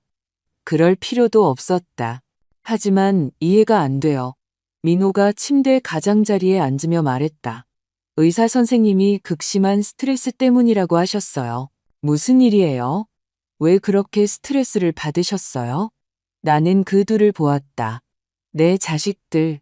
여러모로 민준이와는 너무 다른 아이들. 그리고 나는 그들에게 모든 것을 이야기했다. 장례식에서 돌아온 일, 마당에 버려진 내 물건들, 유리의 창고, 사라진 돈, 팔린 가구들, 모든 것을 내가 말하는 동안 내 자식들의 표정이 걱정에서 불신으로, 불신에서 공포로, 공포에서 절대적인 분노로 변하는 것을 보았다. 뭐라고요? 민지가 벌떡 일어나며 소리쳤다. 민준 오빠가 뭘 했다고요? 가서 죽여버릴 거야. 민호도 일어섰다. 지금 당장 가서. 민호야, 안 돼. 나는 얼마 남지 않은 힘으로 그를 말렸다. 이미 처리했어. 이 변호사님과 계약서도 썼고. 이 변호사님도 이 사실을 아세요? 민지가 물었다. 그분이 도와주고 계셔. 민지는 즉시 휴대폰을 꺼냈다. 지금 당장 민준 오빠한테 전화할 거야. 기다려. 나는 그녀를 말리려 했지만 이미 번호를 누르고 있었다. 우리는 기다렸다. 신호음이 한 번, 두 번, 세 번. 음성사서함으로 넘어갔다. 민지가 다시 전화했다. 또다시 음성사서함, 전화를 안 받네. 그녀가 위험한 목소리로 말했다. 그 빌어먹을 겁쟁이가 내 전화를 안 받아. 민호도 시도했다. 같은 결과였다. 엄마, 민지가 거친 동작으로 휴대폰을 넣으며 말했다. 여기서 퇴원하시면 저랑 같이 목포로 가요. 안 돼. 아니요, 할 수 있고 하실 거예요. 엄마가 그런 환경에서 계속 사는 거 허락 못해요. 이제 창고에서 안 살아. 구로구 건물 월세 수입으로 작은 아파트를 얻었어. 무슨 건물이요? 민호가 혼란스럽게 물었다. 너희 아버지한테서 물려받은 거야. 몇 년 전부터 세를 주고 있었어. 너희는 몰랐지. 그 돈은 항상 비상용으로 모아뒀거든. 내 자식들은 서로를 쳐다봤다. 엄마, 민호가 천천히 말했다. 비밀이 또 얼마나 있는 거예요? 비밀이 아니야. 대비책이지. 과부가 되면 혼자 자신을 돌보는 법을 배우게 된단다. 민지가 다시 내 옆에 앉아 양손으로 내 손을 잡았다. 엄마, 잘 들으세요. 민준 오빠는 엄마를 그렇게 대할 권리가 없어요. 내 오빠라는 건 상관없어요. 그가 한 짓은 용서받을 수 없어요. 결혼했잖아. 아내를 선택해야지. 아내를 선택하는 게 어머니를 모욕하는 건 아니에요. 민호가 폭발했다. 저도 결혼했어요, 엄마. 아이도 둘이고요. 그리고 제 아내는 절대 저한테 엄마를 그렇게 대하라고 요구하지 않을 거예요. 절대요. 만약 그랬다면? 내가 낮은 목소리로 물었다. 그렇다면 제가 함께하고 싶은 여자가 아니겠죠. 그는 망설임 없이 대답했다. 좋은 아내는 자신과 가족 사이에서 선택하게 만들지 않아요. 좋은 아내는 통합되지, 분열시키지 않아요. 그 말들은 나를 울게 했다. 민호의 말이 맞았기 때문이다. 좋은 배우자는 자신의 가족을 버리라고 강요하지 않는다. 엄마, 민지가 단호한 목소리로 말했다. 이해하셔야 할 게 있어요. 엄마는 저희에게 모든 걸 주셨어요. 저희가 공부할 수 있도록 몸이 부서져라 일하셨어요. 저희 대학 등록금을 내주셨고 필요할 때 도와주셨어요. 이제 저희가 엄마를 돌볼 차례예요. 짐이 되고 싶지 않아. 짐이 아니에요. 민지가 소리쳤다. 저희 엄마시잖아요. 그리고 엄마가 짐이 될 수 있다고 생각한다는 사실이 제 마음을 아프게 해요. 민호가 다가와 우리 둘을 안았다. 엄마, 여기서 퇴원하시면 저희가 다 해결할 거예요. 제가 직접 민준이 형이랑 얘기할게요. 그리고 만약 그가 바로잡지 않고 무릎 꿇고 용서를 구하지 않으면 저도 그를 형으로 인정하지 않을 거예요. 나 때문에 싸우지 마. 엄마 때문이 아니에요. 옳은 일 때문이지. 그리고 민준이 형이 한 짓은 잘못됐어요. 그때 안경을 쓴 심각한 표정의 나이든 의사가 들어왔다. 김 씨 가족분들, 박 여사님 상태에 대해 말씀드릴 게 있습니다. 우리 모두 긴장했다. 심근경색 전조 증상은 급성 및 장기적인 스트레스 때문에 발생했습니다. 어머님의 혈압은 위험한 수준이었습니다. 생활 습관에 과감한 변화를 주지 않으면 다음에는 전조 증상이 아니라 완전한 심근경색이 올 겁니다. 그리고 아마 치명적일 겁니다. 그 말들은 돌처럼 떨어졌다. 뭐가 필요합니까? 민지가 즉시 물었다. 첫째, 스트레스 원인을 완전히 제거해야 합니다. 둘째, 혈압 조절을 위한 매일 약물 복용. 셋째, 신체적 손상뿐만 아니라 감정적 손상도 있기 때문에 심리치료. 그리고 넷째, 진정한 지원 네트워크. 그녀를 파괴하는 가족이 아니라 돌보는 가족이 필요합니다. 민호와 민지는 고개를 끄덕였다. 모든 걸 갖추게 될 겁니다. 민호가 말했다. 제 말을 믿으세요. 의사 선생님이 나를 똑바로 쳐다봤다. 박 여사님, 지금 이 순간 가장 스트레스를 주는 것이 무엇입니까? 그 질문에 나는 놀랐다. 나는 민준이, 유리, 창고, 팔린 가구들, 모욕을 생각했다. 제 큰아들이요. 나는 마침내 말했다. 그리고 그와의 상황이요. 그렇다면 의학적 처방으로 그 상황과의 접촉을 일시적으로 끊으시길 권장합니다. 최소 3개월 동안은요. 치유가 필요하신데 계속 상처를 받으면서는 치유할 수 없습니다. 그 말들은 해방과 같았다. 의사 선생님이 나에게 죄책감 없이 멀어지고 나를 돌보고 경계를 설정할 허락을 주고 있었다. 그렇게 할게요. 내가 말했다. 민지가 내 손을 꽉 쥐었. 그리고 저희가 모든 단계에서 함께 할게요. 나는 이틀 후에 퇴원했다. 민지는 근처 호텔에서 나와 함께 머물렀다. 민호는 일 때문에 대구로 돌아가야 했지만 하루에 3번씩 전화했다. 민준이는 나타나지 않았다. 전화 한 통, 메시지 한 통, 아무것도 없었다. 하지만 나는 더 이상 그에게서 아무것도 기대하지 않았다. 그 병원 침대에서 중요한 것을 발견했기 때문이다. 나는 잘못된 곳에서 사랑을 찾고 있었다. 민준이는 자신이 누구인지를 보여주었고 나는 그것을 받아들여야 했다.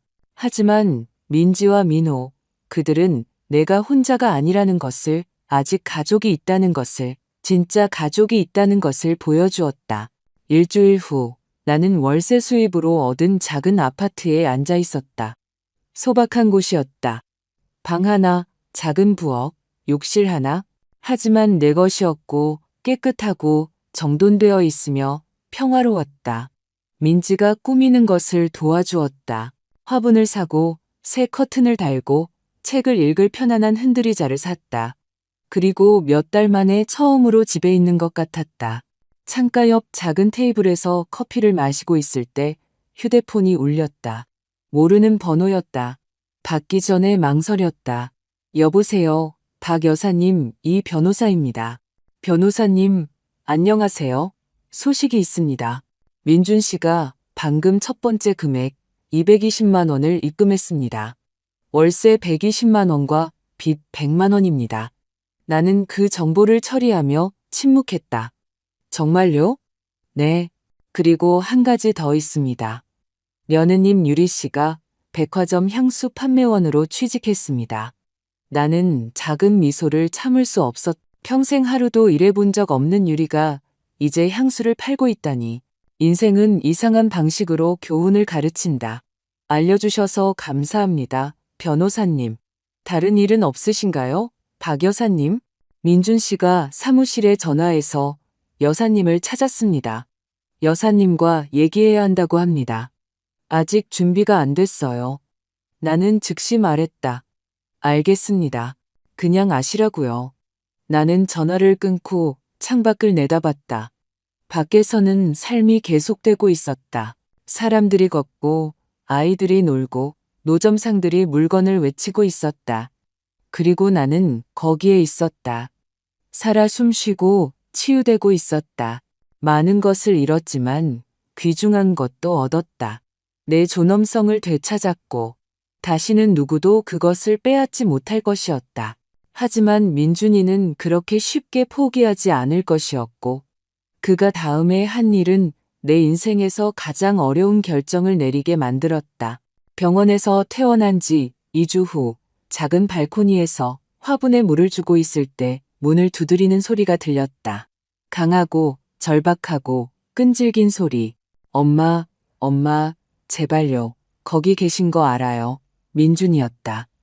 나는 물뿌리개를 손에 든 채 얼어붙었다. 엄마, 얘기 좀 해야 해요. 제발, 중요해요. 문을 열고 싶지 않았다. 의사 선생님은 스트레스를 피하라고 하셨다. 민지는 내가 더 강해질 때까지 민준이를 만나지 않겠다고 약속하게 했다. 하지만 그는 내 아들이었고 나를 아무리 상처 입혔어도 여전히 내 아들이었다. 나는 문을 겨우 한 뼘 열었다. 민준이는 망가져 있었다. 최소 10kg은 빠져 보였다. 눈밑은 퀭했다. 옷은 두 사이즈는 더 큰 것처럼 몸에 헐렁하게 걸쳐 있었다. 그는 자신의 유령처럼 보였다. 무슨 일이야, 민준아? 나는 무미건조한 목소리로 물었다. 얘기 좀 해야 해요. 제발, 5분만요. 의사 선생님이 스트레스 받는 상황은 피하라고 하셨어. 알아요, 알아요. 이 여사님한테 들었어요. 엄마, 저는 엄마가 그렇게 아프신 줄 몰랐어요. 알았더라면 네 동생들보다 7시간이나 먼저 연락받고도 오지 않았잖아. 그 말들이 뺨을 때리는 것처럼 그를 강타했다. 그의 눈에 눈물이 고이는 것을 보았다. 유리가 못 가게 했어요. 엄마가 저를 조종하려고 꾸민 속임수라고 피해자인 척하고 싶어 한다고 했어요. 저는 그 말을 믿었어요. 그리고 제 실수를 깨달았을 때는 이미 퇴원하셨고 어디 계신지 몰랐어요. 민지와 민호는 문제없이 날 찾았어. 그 애들이 저보다 더 나은 자식들이니까요. 그가 갈라진 목소리로 말했다. 엄마, 제발 5분만 들어가게 해주세요. 중요한 할 말이 있어요. 내 판단과는 달리 나는 문을 열었다. 민준이가 들어와 작은 아파트를 둘러보았다. 그의 얼굴에서 부끄러움, 고통, 후회를 보았다. 예쁘네요. 그가 낮은 목소리로 말했다. 작지만 아늑해요. 내 아버지 건물 월세로 감당할 수 있는 곳이야. 그는 마치 무언가를 부술까봐 두려운 듯 조심스럽게 소파에 앉았다. 엄마, 모든 게 엄마 말이 맞았다고 말씀드리러 왔어요. 나는 의심스러운 눈초리로 그를 쳐다봤다. 유리가 저를 망치고 있어요. 그가 계속했다. 계약서에 서명하고 그녀가 일해야만 했을 때부터 참을 수 없게 변했어요. 계속 불평하고 모든 게 제 탓이라고 제가 약속한 삶과 다른 삶을 줬다고 해요. 그녀 말이 맞지 않니? 나는 감정 없이 말했다. 내 것이 아닌 집을 약속했잖아. 알아요. 그는 얼굴을 감쌌다. 알아요. 그리고 제 실수였어요.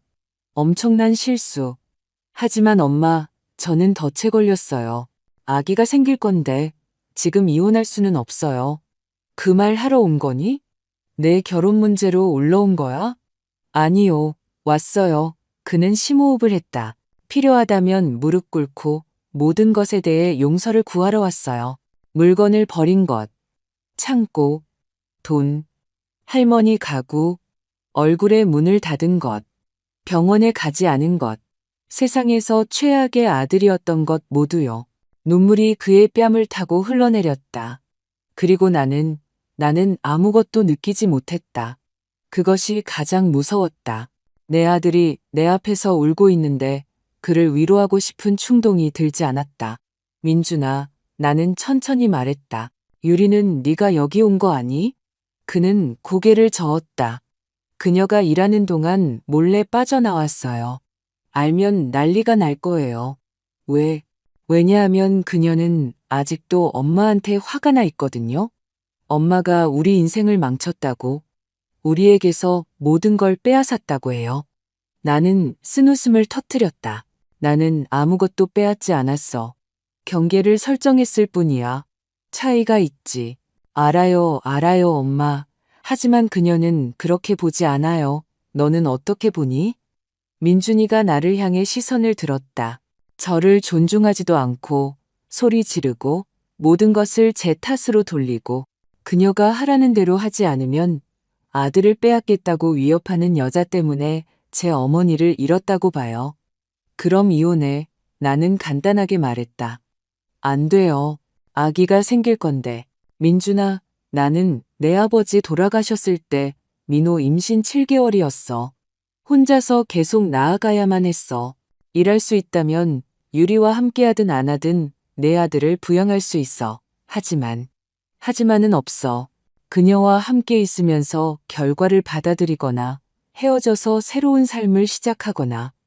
하지만 이렇게 자신을 망가뜨리면서 계속할 수는 없어. 그리고 나한테 와서 내 인생을 해결해달라고 기대할 수도 없어. 민준이는 한참 동안 침묵했다. 이제 저 사랑하지 않으세요, 엄마? 그가 어린아이 같은 목소리로 물었다. 그 질문이 내 마음을 찢었다. 항상 널 사랑할 거야, 민준아. 너는 내 아들이야. 내 뱃속에 있었고, 내가 키웠고, 걷고, 말하고, 읽는 법을 가르쳤어. 하지만 더 이상 널 믿지 않아. 그리고 언젠가 다시 그럴 수 있을지 확신이 안 서. 제가 뭘 해야 하죠? 그가 애원했다. 엄마의 신뢰를 되찾으려면 뭘 해야 해요? 성장해. 나는 간단하게 말했다. 엄마가 모든 걸 해결해 주길 바라는 아이가 되는 걸 그만둬. 어른처럼 결정을 내리고 어렵더라도 옳은 것을 지켜. 만약 제가 그렇게 하면, 제가 변하면 저를 용서해 주실 건가요? 모르겠어, 민준아. 솔직히 모르겠어. 그는 천천히 소파에서 일어섰다. 실제 나이보다 더 늙어 보였고, 피곤하고 패배한 모습이었다. 그렇다면 행동으로 보여드리는 수밖에 없겠네요. 그가 말했다. 더 이상 말로만은 아니고요.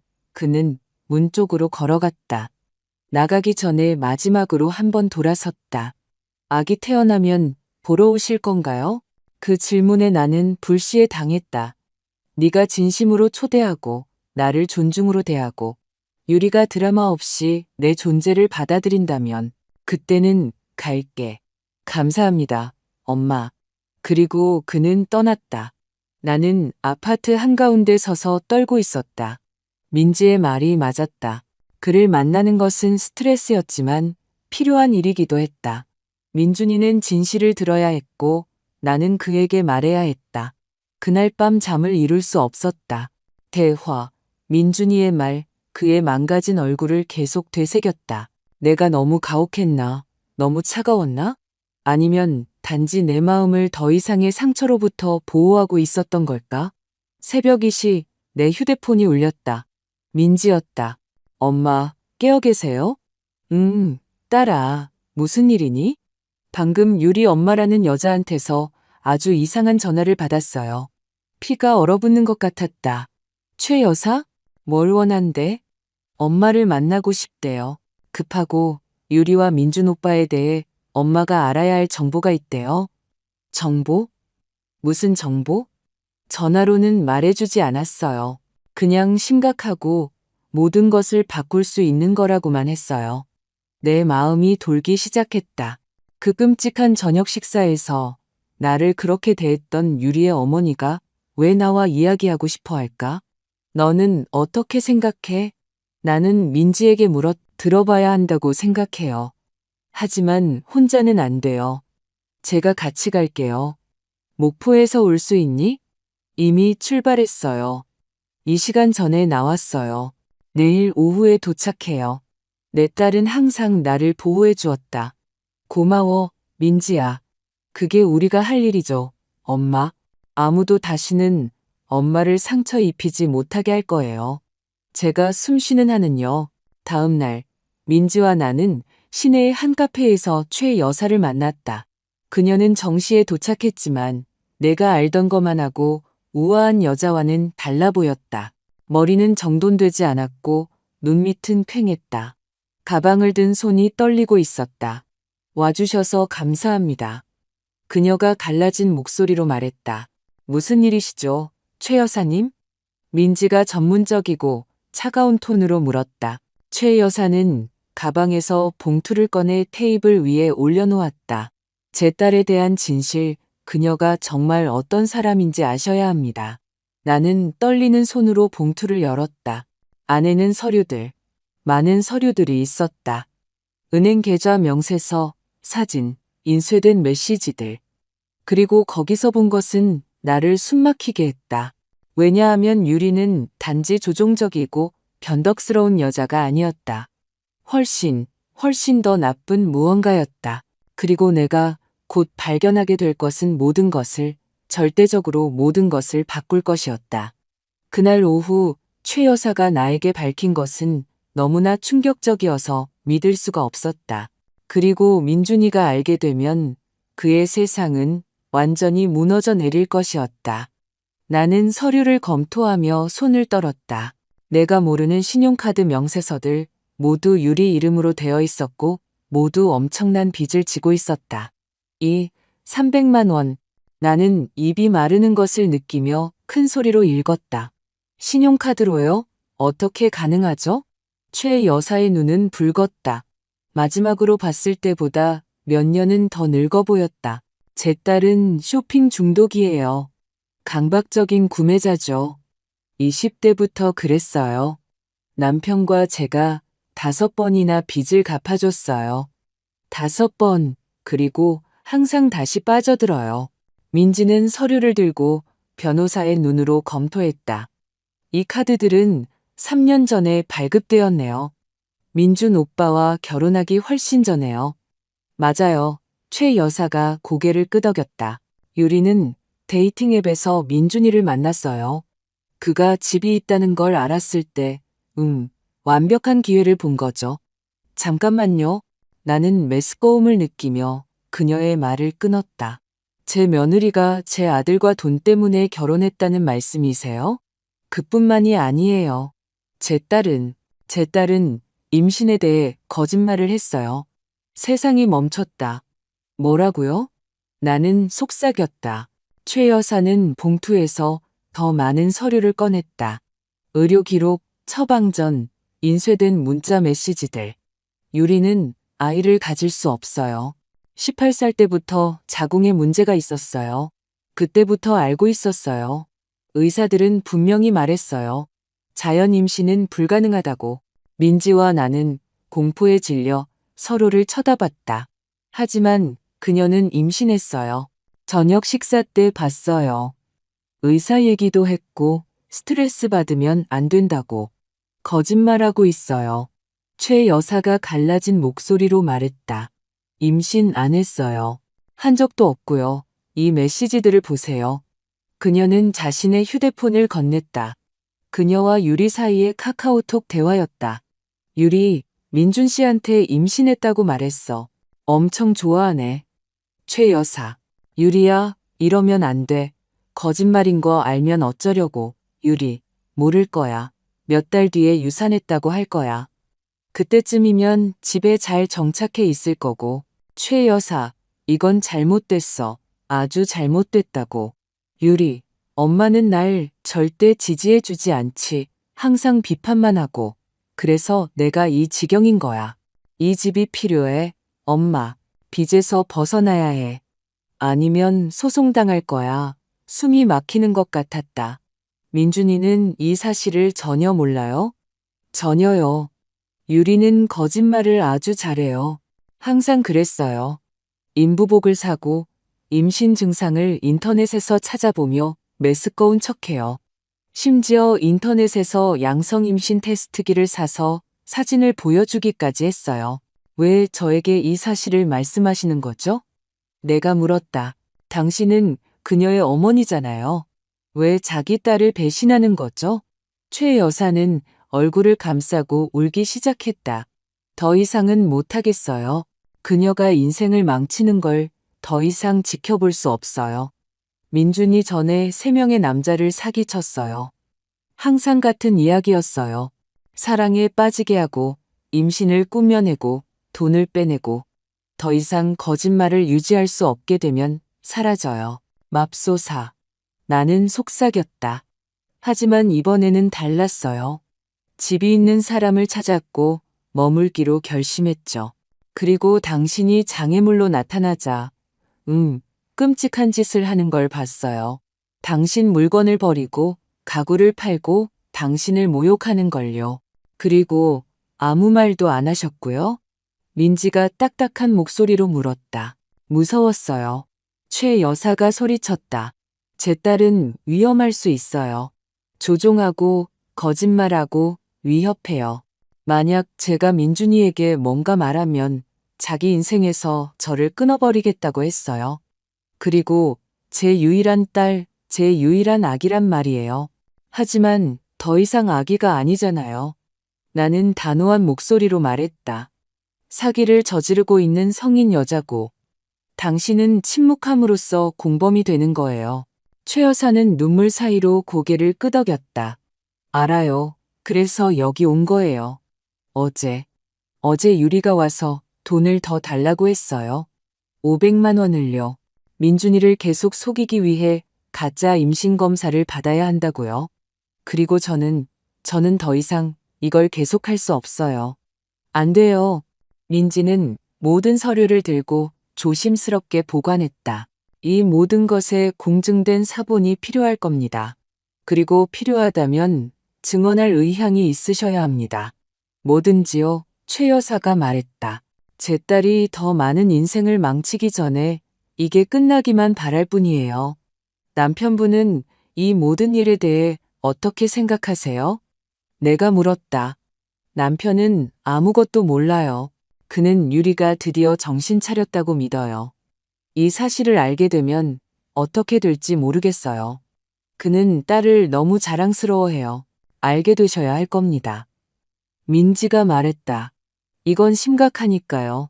아주 심각해요. 나는 테이블 위의 서류들을 쳐다봤다.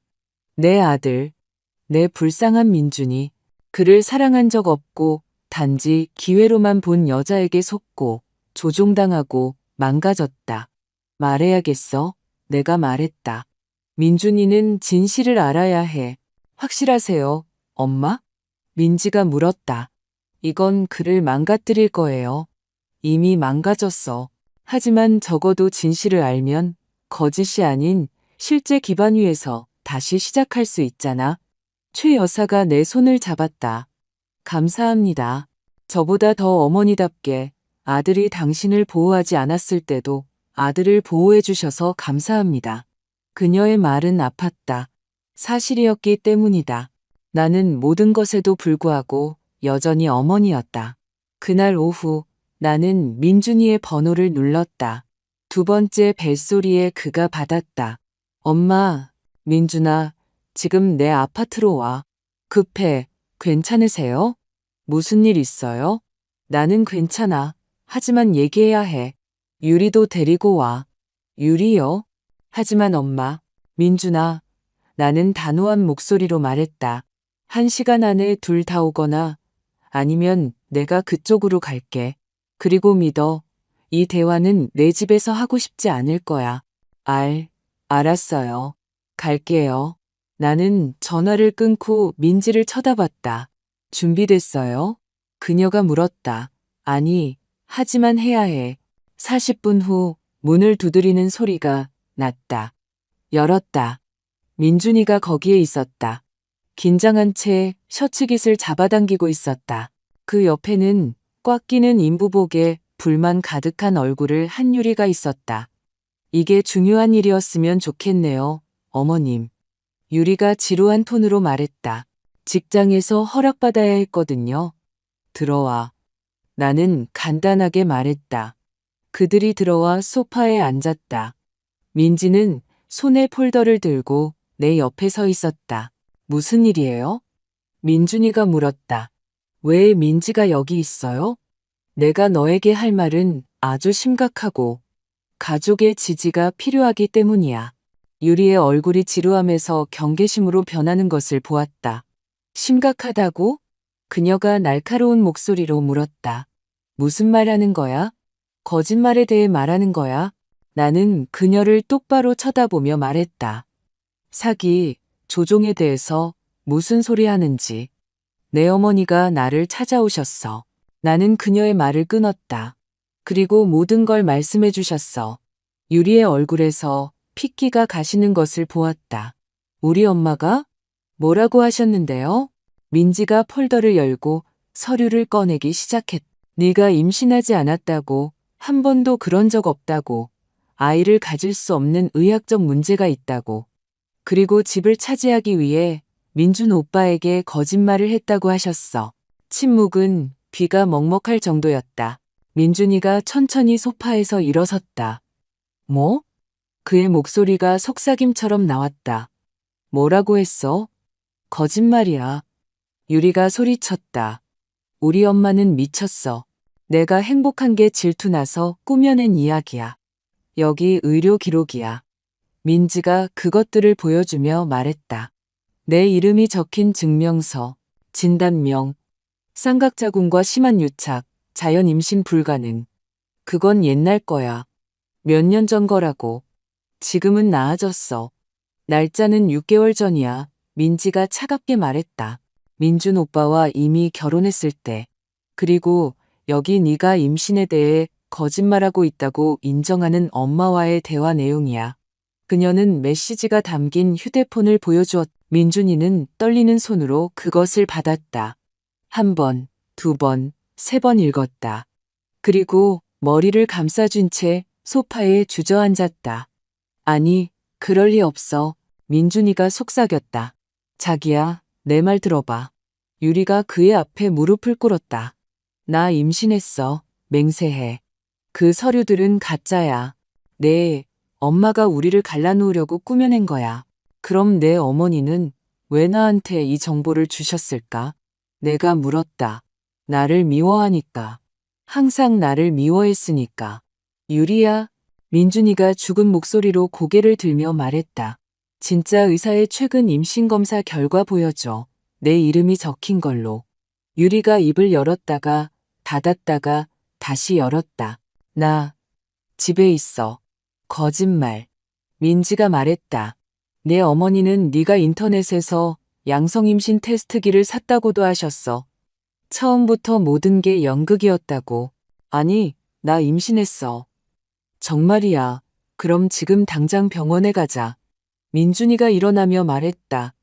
그리고 내 앞에서 초음파 검사 받아. 유리는 얼어붙었다. 나 늦었어. 병원, 응급실은 24시간 열려 있어. 민지가 말했다. 가자. 지금? 아니, 안 가. 너한테 증명할 필요 없어. 그리고 거기에 말없는 고백이 있었다. 민준이는 눈물 가득한 눈으로 그녀를 쳐다봤다. 진실을 말해줘. 그가 갈라진 목소리로 말했다. 제발, 그냥 진실을 말해줘. 유리는 한참 동안 침묵했다. 그리고 천천히 울기 시작했다. 임신 안 했어. 그녀가 속삭였다. 한 적도 없어. 민준이에게서 나온 고통의 비명은 내 영혼을 찢었다.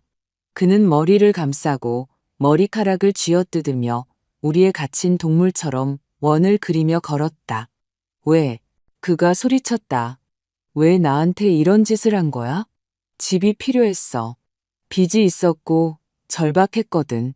그럼 나는 중요하지 않았어? 내 감정, 내 인생은 잘 될 줄 알았어. 몇 달 뒤에 유산했다고 말하고 아무도 상처받을 필요 없었어. 넌 나를 망가뜨렸어. 민준이는 목 놓아 울고 있었다.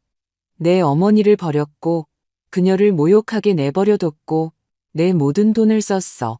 그리고 모든 게 거짓말 때문이었어. 유리가 그에게 다가가려 했지만 민준이는 그녀가 독이라도 되는 듯 물러섰다. 만지지 마. 다시는 날 만지지 마. 민준 씨, 제발, 나가? 그가 포효했다. 여기서 나가. 다시는 널 보고 싶지 않아. 유리가 순수한 증오심으로 나를 쳐다봤다. 이건 내 탓이야. 그녀가 쉿소리를 냈다. 네가 모든 걸 망쳤어. 우리는 행복할 수 있었는데 거짓 위에 세운 행복은 행복이 아니야. 나는 차분하게 말했다. 무너지기를 기다리는 환상일 뿐이지. 유리는 가방을 들고 문을 쾅 닫으며 아파트를 나갔다. 민준이는 어린아이처럼 울며 바닥에 주저앉았다. 나는 천천히 다가가 그의 옆바닥에 앉았다. 그리고 몇 달 만에 처음으로 그를 안았다. 내 아들, 내 불쌍하고 망가진 아들. 미안해요, 엄마. 그가 흐느꼈다. 정말 미안해요. 모든 게 엄마 말이 맞았어요. 그리고 저는 바보였어요. 아무 가치도 없는 사람 때문에 엄마를 상처 입힌 바보요. 쉬. 나는 그를 부드럽게 흔들었다. 이제 괜찮아. 다 끝났어. 언젠가 저를 용서해 주실 수 있을까요? 이미 널 용서했어, 아들아. 내 눈물이 떨어지는 것을 느끼며 말했다. 네가 진실을 찾을 용기를 낸 그 순간부터 우리는 내 작은 아파트 바닥에 앉아 함께 울었다. 때로는 다시 세우기 위해 먼저 완전히 무너져야 하기 때문이다. 그리고 내 아들은 방금 바닥을 쳤다. 하지만 나는 그가 일어서도록 돕기 위해 거기에 있을 것이었다. 그것이 어머니가 하는 일이니까 용서하고 치유하고 다시 세운다. 아플 때조차도 특히 아플 때 진실은 밝혀졌지만 아직 마지막 결정이 남아 있었다. 우리 삶을 영원히 바꿀 결정. 그 후 며칠은 정신이 없었다. 민준이는 즉시 이혼 소송을 시작했다.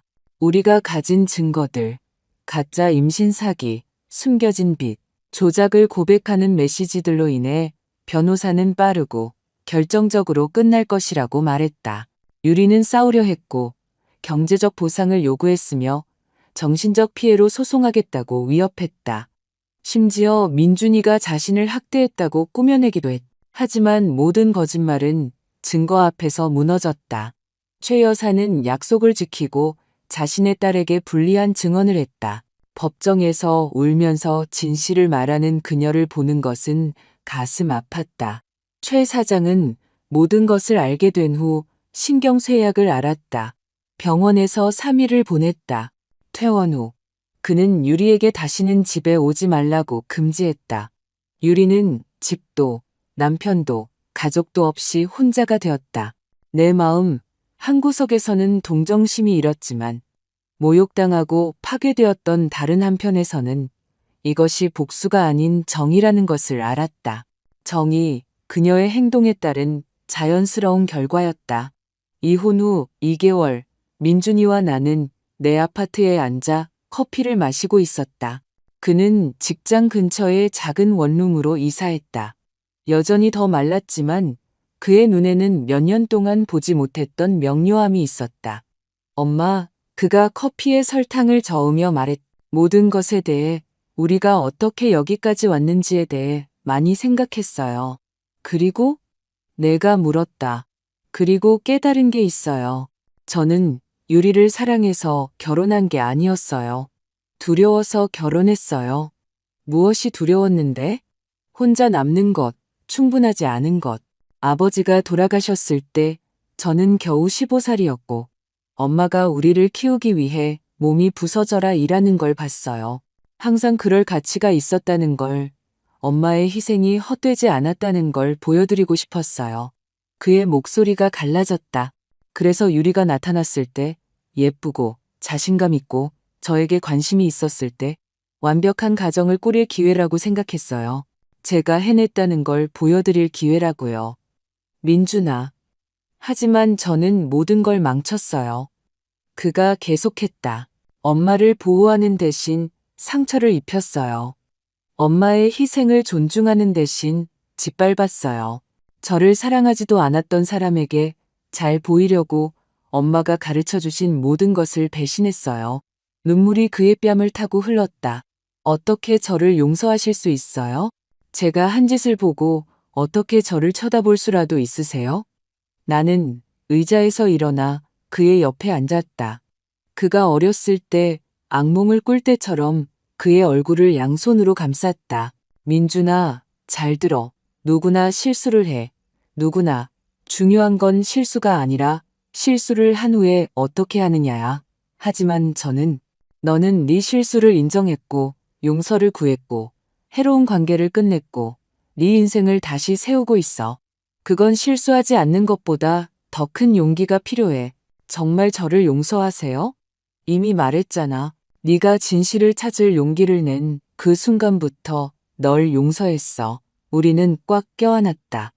우리 사이에 깨졌던 무언가가 치유되기 시작하는 것을 느꼈다.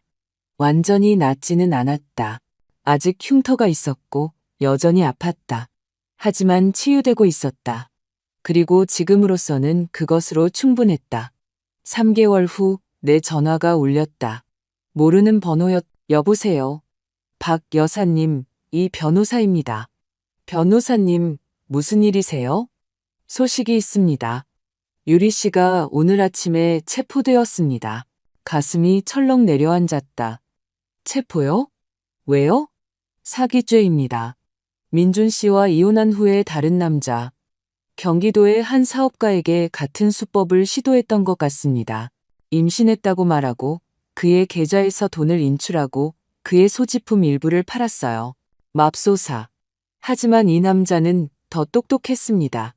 사립탐정을 고용해서 그녀의 모든 과거, 이전의 사기, 가짜 임신 등을 다 알아냈어요. 그리고 그녀를 형사 고소했습니다. 그리고 지금은요? 지금은 가중 사기 혐의를 받고 있습니다. 최대 8년의 징역형을 받을 수 있습니다. 게다가 이전의 다른 피해자들도 집단 소송에 참여하고 있습니다. 그녀의 어머니도 증언하고 있고요. 나는 그 정보를 처리하며 침묵했다. 민준이는요? 내가 물었다. 알고 있나요? 1시간 전에 알려줬습니다. 그녀가 배우고 도움을 찾기를 바라지만 더 이상 자신의 문제는 아니라고 말했습니다. 좋아요.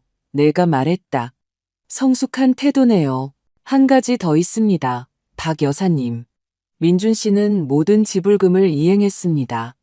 4개월 연속으로 불평 없이 220만 원씩요. 알고 있어요. 계좌를 확인하고 있었어요. 그가 계약을 재협상하는 것을 고려해 주실지 알고 싶어 합니다. 덜 내기 위해서가 아니라 더 자주 당신을 방문할 수 있도록요. 당신과 이야기하는 것이 그립다고 합니다. 목이 메는 것을 느꼈다. 일요일 저녁에 오라고 전해주세요.